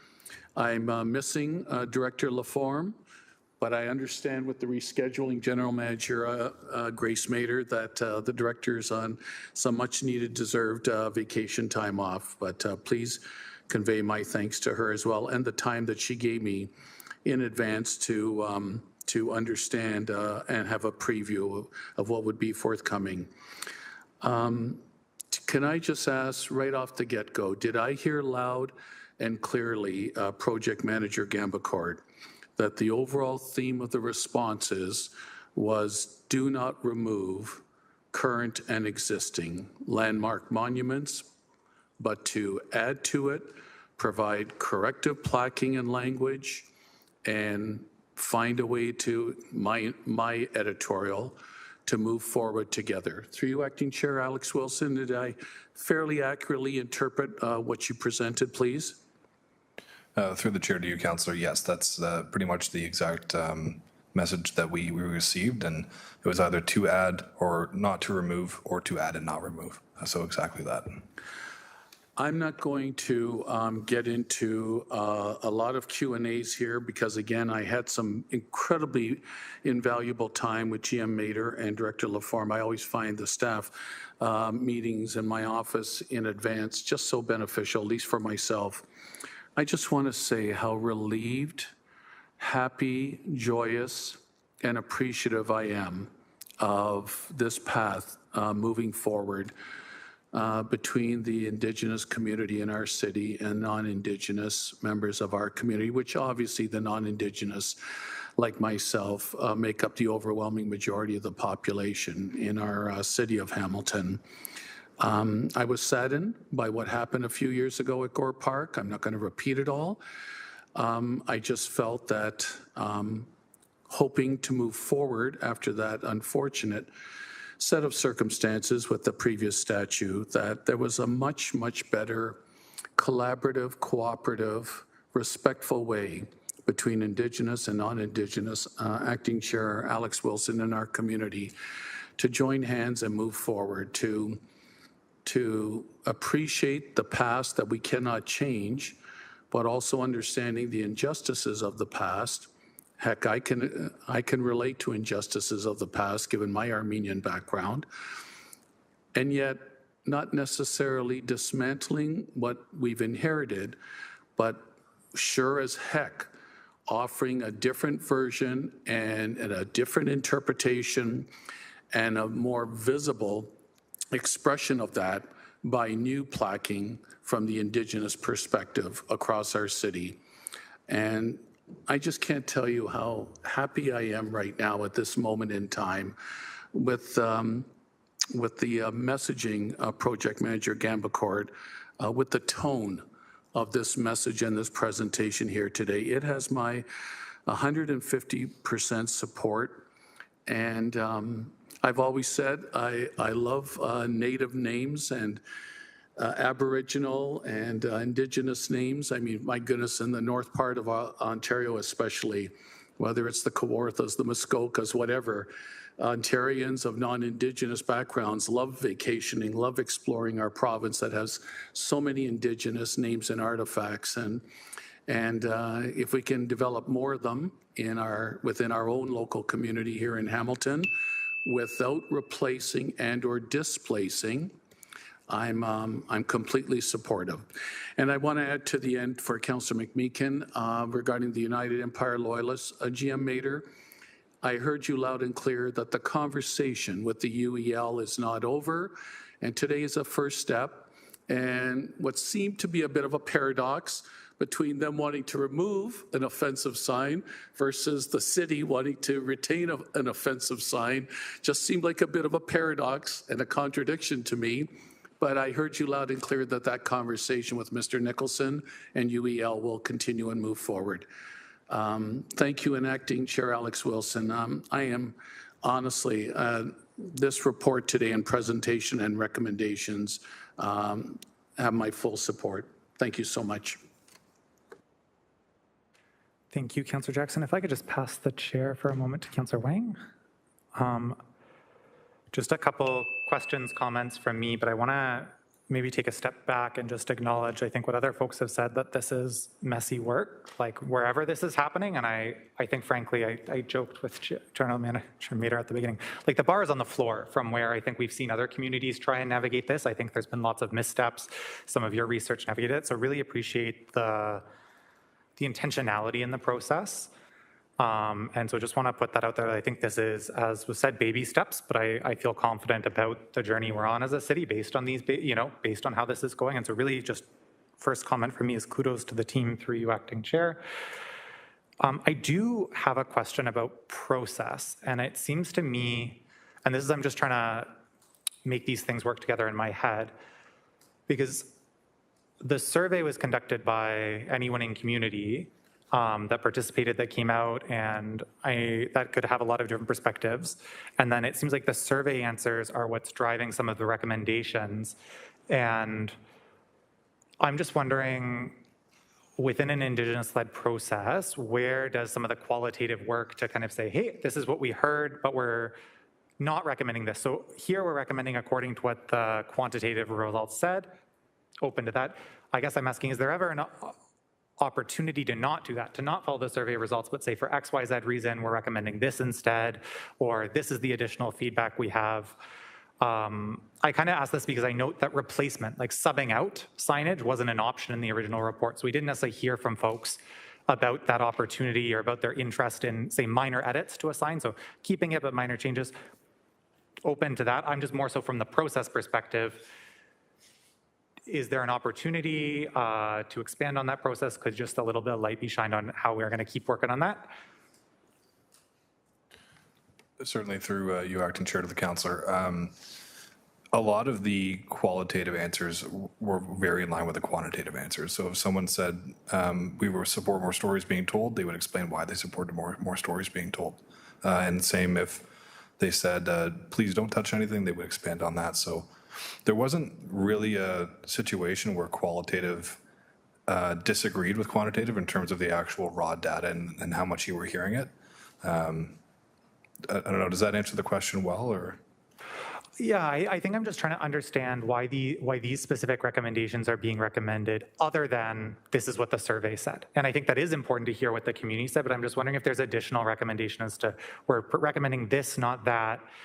These are the pieces. I think there's been some initial comments. So I've heard we're starting this process, want it to be an Indigenous-led process, want to go in a way that people can contribute, can balance that. Just as we keep going throughout the city, I'm just wondering what some of those considerations are, and therefore what additional support this team may also need in kind of weighing through this. Like here it matched up and that was great, and the survey results. If it didn't line up, I'm imagining we might be having a different conversation now. And so just trying to understand that. Yeah, through you, Chair, to the councillor. The process, obviously, there was nothing we could copy and paste. You know, this was organically from the ground up to begin this work.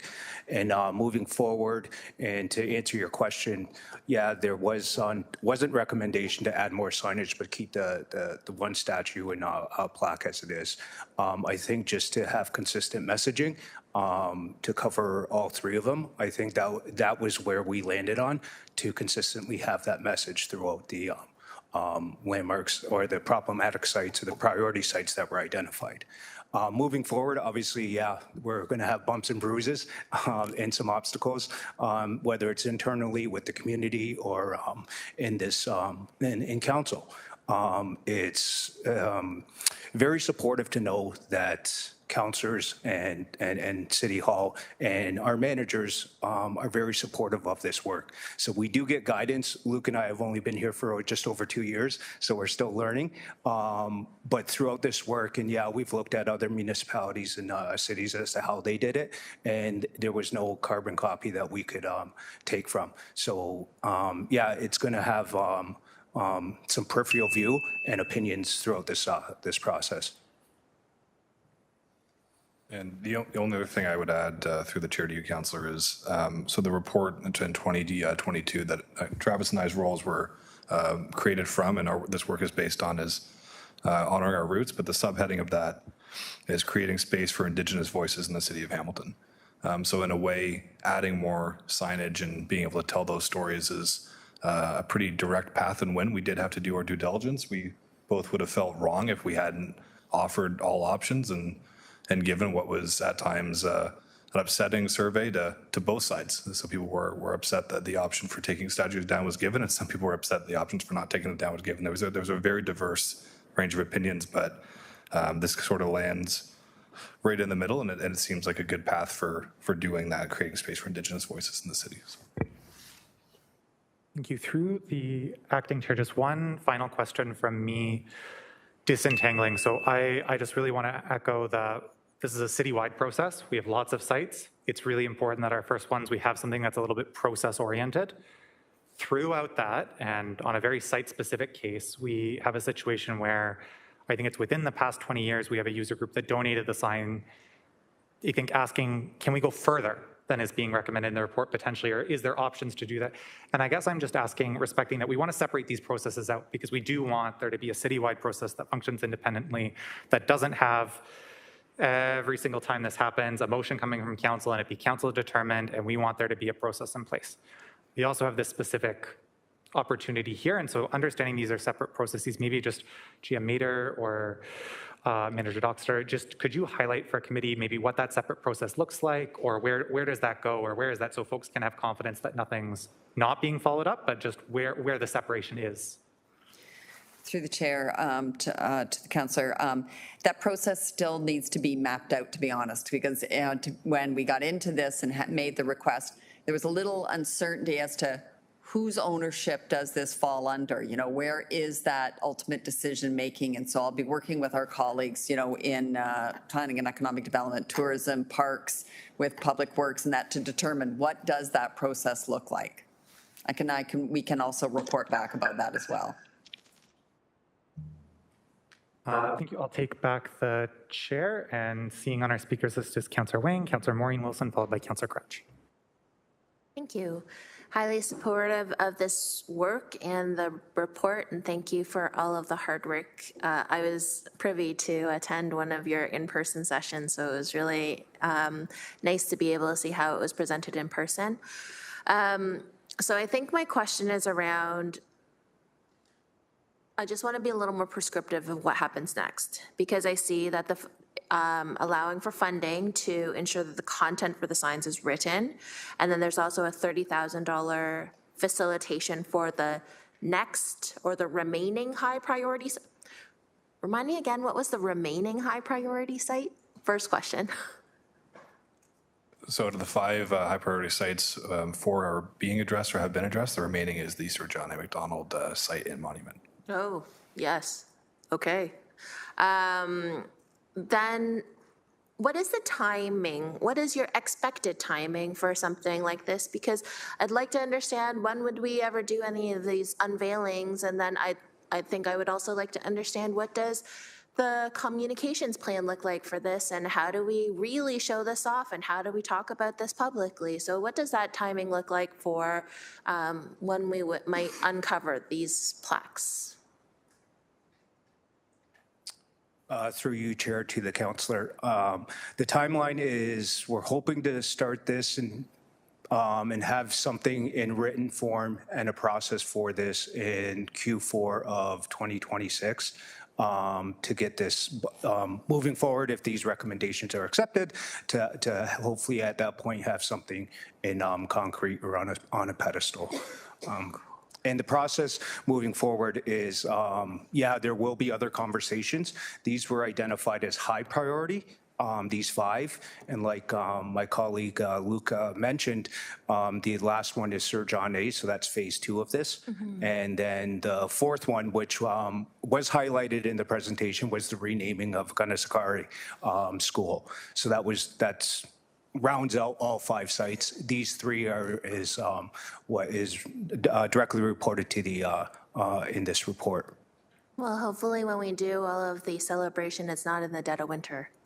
So let's hope that it's not in the dead of winter, just so that we can stand outside and look at everything that's happened. Thank you. And then the last bit is there a mechanism for, you know what, I need to rejig my thoughts, so I will remove that. I will stop talking. Thank you. Thank you, Chair. Thank you, Councillor Wang. Next on our speakers is Councillor Maureen Wilson, followed by Councillor Crutch. Thank you, Chair. First off, thank you so very much for all the work and everything that was involved in this work. I've put myself on and off the speakers list because I haven't yet quite formulated the thing that is kind of been churning in my head for some time, but the chair kind of pushed me further out, so I'm going to do that, and I'll just say it in the following way. Part of messiness is ensuring that from the way in which consultation was done, that being democratic does not always mean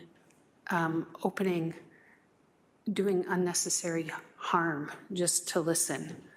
So I certainly appreciate that in speaking to, I think it was Kingston that was referenced, there are going to be times and places and subjects where we're not going to be opening the barn door because of the undue harm.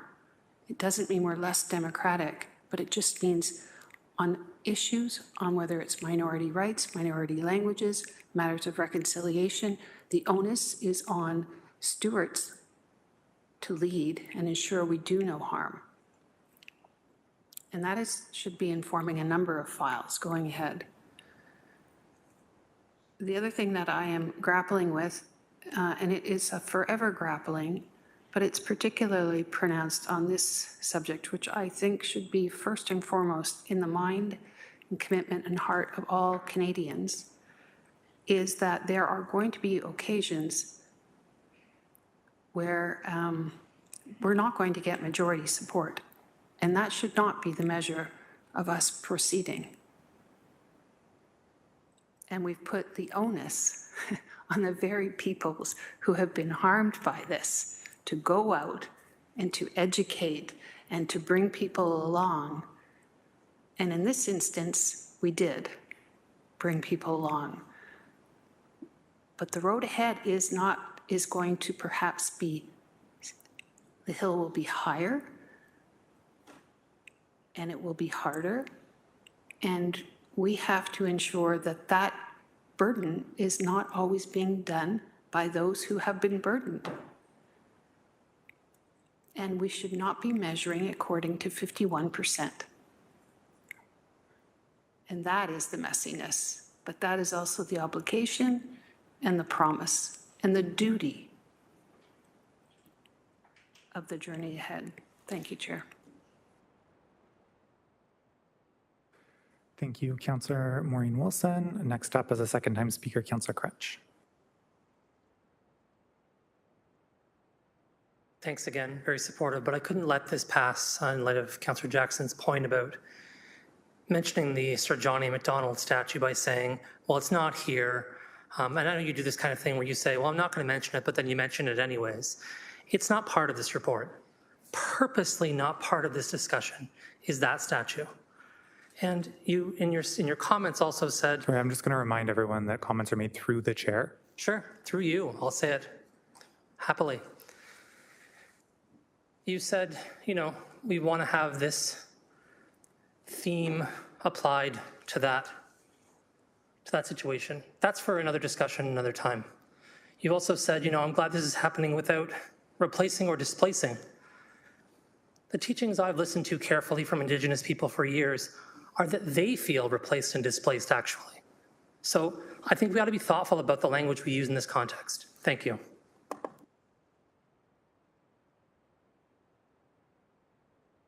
Just pausing for a moment. I see some folks making eyes at me, but I'm not seeing someone say I want to get on the speakers list. So I'm just waiting for those eyes to turn into action. Councillor McMeekin.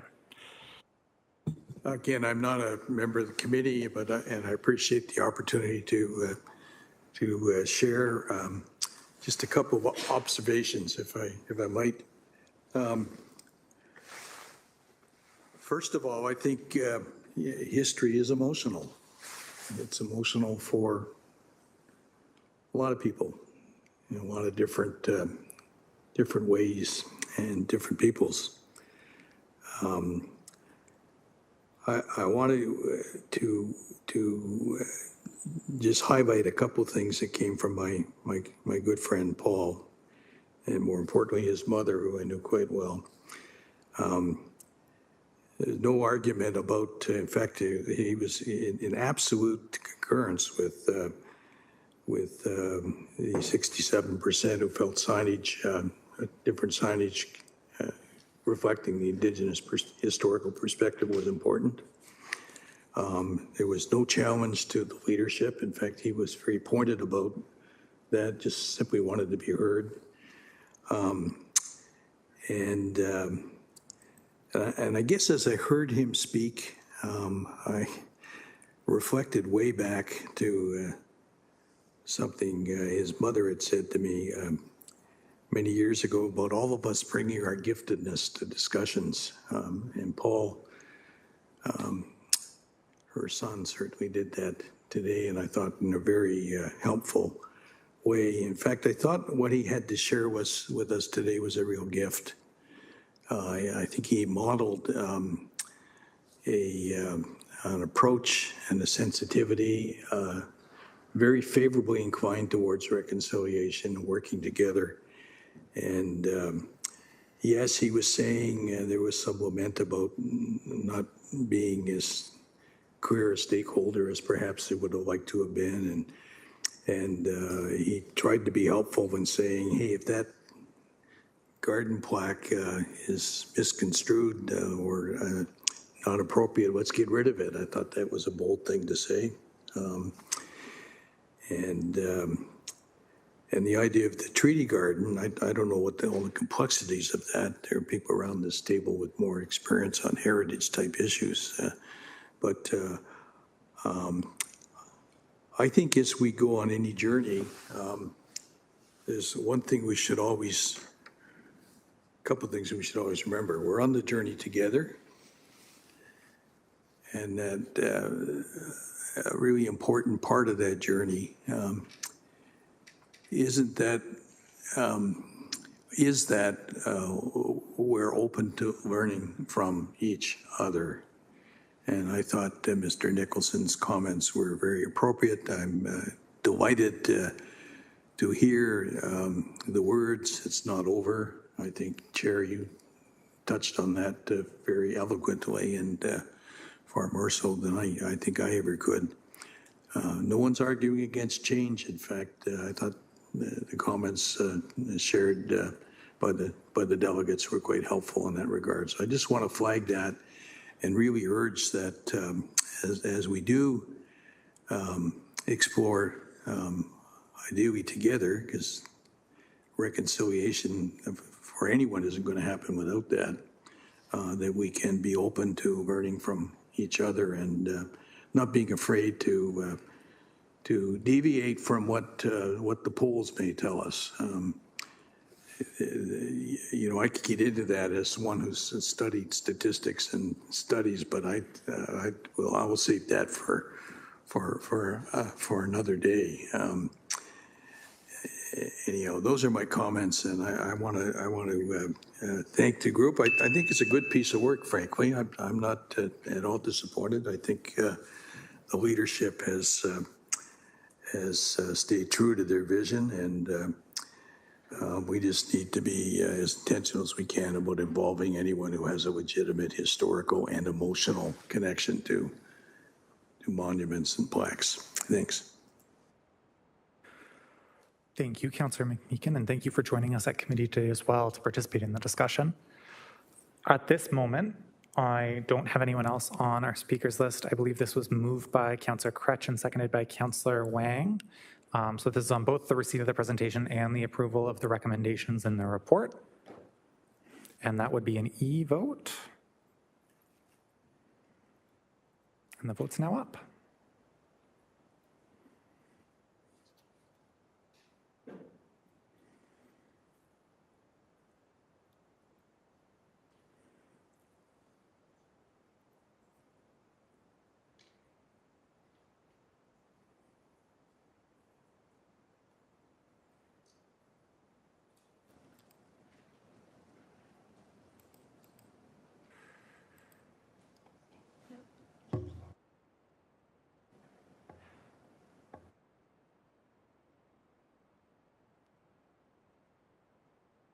Just waiting on those votes to come in.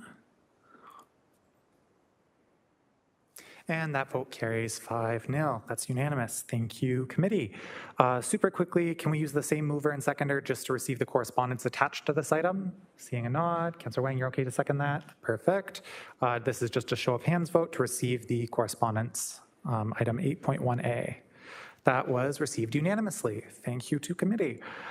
Next up is 8.2. This is amendments to the outstanding business list. There are items requiring a new due date, including the recreation master plan and several other items that are listed on our agenda. May I please have a mover and a seconder to put these amendments on the floor? Councillor Wang, happy to second that. Is there any discussion about the OBL today?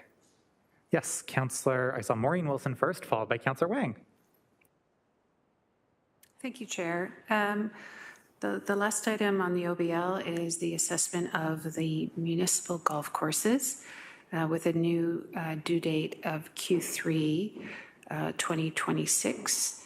I was wondering if I could ask through you, Mr. Savora, if you could speak to some of the factors that are going into moving that. Thank you. Thank you. Through the chair, Steve Savora, Acting Director of Recreation. We also have online Director Cynthia Graham, Environmental Services, who will be actually taking over the portfolio and the work that is associated. So I'd turn it over to Director Graham to speak to the councillor's questions. Thank you. Cynthia Graham, Director of Environmental Services. So what has happened here is a review of the work that is required in order to actually complete the study in a fulsome way, considering all of the different council priorities, master plans, and initiatives that have been approved and are working towards achieving the city's goals. And in collaboration with our colleagues in Recreation, was determined that staff lead in environmental services might make the most sense to lead this project. The team that could be assigned to this work were approved through the 2025 capital budget as the staff leads to work on the biodiversity action plan. Those staff are just recently hired, and so in reviewing the work required to complete the direction provided for the report back, we have suggested an adjusted timing in order to be able to complete that fulsome report, considering they're just starting the work on that direction now. Thank you very much. I appreciate that public account of the factors that have gone into this timing, and obviously looking forward to the work coming forward. Thank you. Thank you, Councillor Maureen Wilson. Councillor Wang on the OBL. I was going to ask about the Indigenous images, but then they all left. So I'll ask them by email. Thank you. Okay. Seeing no one else on the OBL, seeing someone else on the OBL. Councillor Crutch on the OBL. Thanks. My question is both probably an obvious one and also a tricky one. So when I look at item A here, I see that the original due date was in the past, and then we're asking for a new due date in the future. And so already, since it's the end of July, right, another month for this to occur from now or so isn't really that big of a deal. Of course, there are lots of moving pieces of the recreation master plan. So I'm saying this out loud because it's a really important piece coming back here. For me, especially in Ward 2, in order to do all kinds of other things, I need that thing to hit this floor sometime soon. So what are we doing in the context of situations where we have an OBL where something is supposed to come back in the past, or moving it in the future? I just think that we ought to think about this in terms of procedurally, that it needs to come to some other committee or it needs to come to council to get approval to do that if we don't have a meeting of ECS in the meantime. Because it's weird and awkward to be like, we're moving this thing from a time in the past to a time in the future. Do you understand what I mean? Like, it's not due in the future and we're moving it down the road. We're moving it from the past to the future. So it's just counterintuitive and kind of weird. So I'm just making that point that, it ought to have been here by now, and there wasn't a way for us to weigh in on it all, is my point, because it wasn't on a previous OBL to move. See my point? Like, it should be here today, technically, if it was supposed to be here June 30th. Can someone comment on this? Through the chair, I'm not sure if that's clerks for comment or not. I'm not, to be honest, Councillor, I'm not really sure how that works. We can certainly get an answer and follow up between Jessica, myself, and Matthew, and we can report back on that. Yeah, the whole, I'm going to be show my cards here. The whole OBL is a bit challenging. Can I? Yeah, I'm personally trying to expose the fact that it is. Like, it is counterintuitive for us to approve something in the past. Doesn't make any sense. So I just want to say that out loud, like, either we have to manage them a little bit differently, or if there's situations where things are coming and we don't have the timeliness to be able to report on it, then it has to come to council so we can make that decision in the moment about things that are in the future. It's actually not physically possible for us to move things in the past. Anyways, I'll leave it there. Thanks. Councillor Crutch, can I just ask you a clarifying question? So it sounds like in the information back, you're looking for both a recognition of when an item is flagged as needing an extension. That's part one, and that's internal. That's with the division owners. And then there's the process of the OBL. So you're looking for a two-part answer, is my assumption. Is that correct? Just so folks understand what you're hoping to get some information on is when something's flagged as needing a delay, what are the process controls there? And then very specifically, how does the OBL work behind the scenes? Is that what you're trying to get? Yeah, all I'm really saying in more simple language is what we do with outstanding business lists is we say, okay, this thing can't come forward at a date in the future. It needs to be moved further down the road. What's impossible for us to do is to approve something to move in the past when the time has already expired. So all I'm saying is that all OBL items should have a future perspective. Otherwise, we're not really making a decision because the time's already come and gone. It's already been delayed. There's no decision to make here. June 30th is a month ago. So that's all. I just wanted to actually make sense that we're actually making a decision instead of just being like, okay, we consent to that in the past. So maybe I'll send an email to the clerk about that, and hopefully he can watch this and try not to be confused by what I said. Appreciate it. I think everyone's nodding along. I think we're good there. Seeing no other conversations on the OBL, it was moved and seconded. Show of hands vote, please. It's an electronic vote. Can't be that easy. That vote is now live for those of you using eScribe, and Councillor Jackson gave a thumbs up. And that carries 5-0. Thank you to committee. That's unanimous. Okay, this brings us to the motion section of our agenda, items 9.1 and 9.2. It's my understanding that there might be a motion to refer 9.1 due to the fact that the mover is not here at the moment. Councillor Wang, are you the one taking the lead on that? Okay. So is Councillor Wang, you're moving to refer to, is it council? To council, please. Okay, is there a seconder for that referral? Sure, Councillor Maureen Wilson, there we go. And I'm not seeing any comments. I'm not gonna clarify with the clerk if this is debatable or not. I'm not seeing anyone wants to debate it, so we don't need that clarification. Councillor Nan's not here to move her amendment. It's gonna get referred to council. Are we okay to vote on that? Okay, Jessica, is that electronic or does that, yeah. And that vote is now live. Councillor Jackson's giving a thumbs up.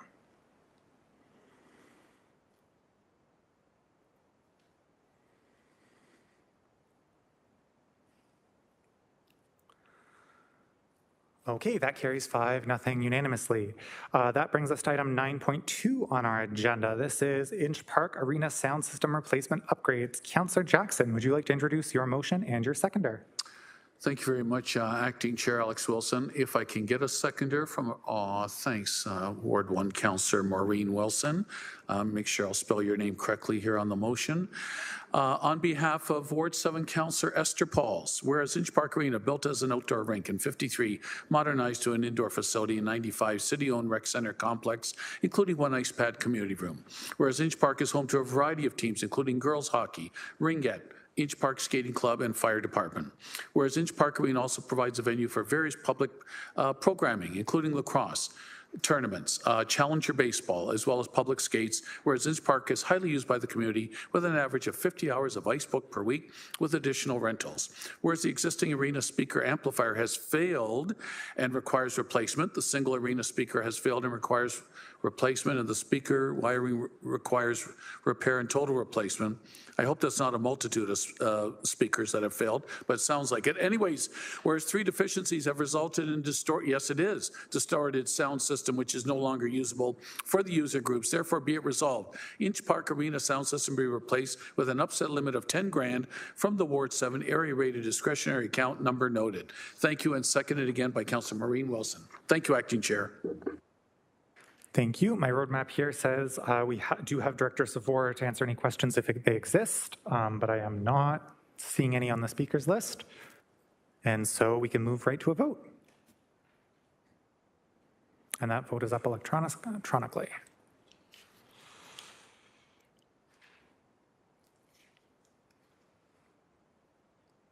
And carries 5-0 unanimously. Thank you to committee. There being no further business in front of committee, this meeting is adjourned at 3:44. Thank you all. The next meeting will have your regular scheduled chair and vice chair and will be in September.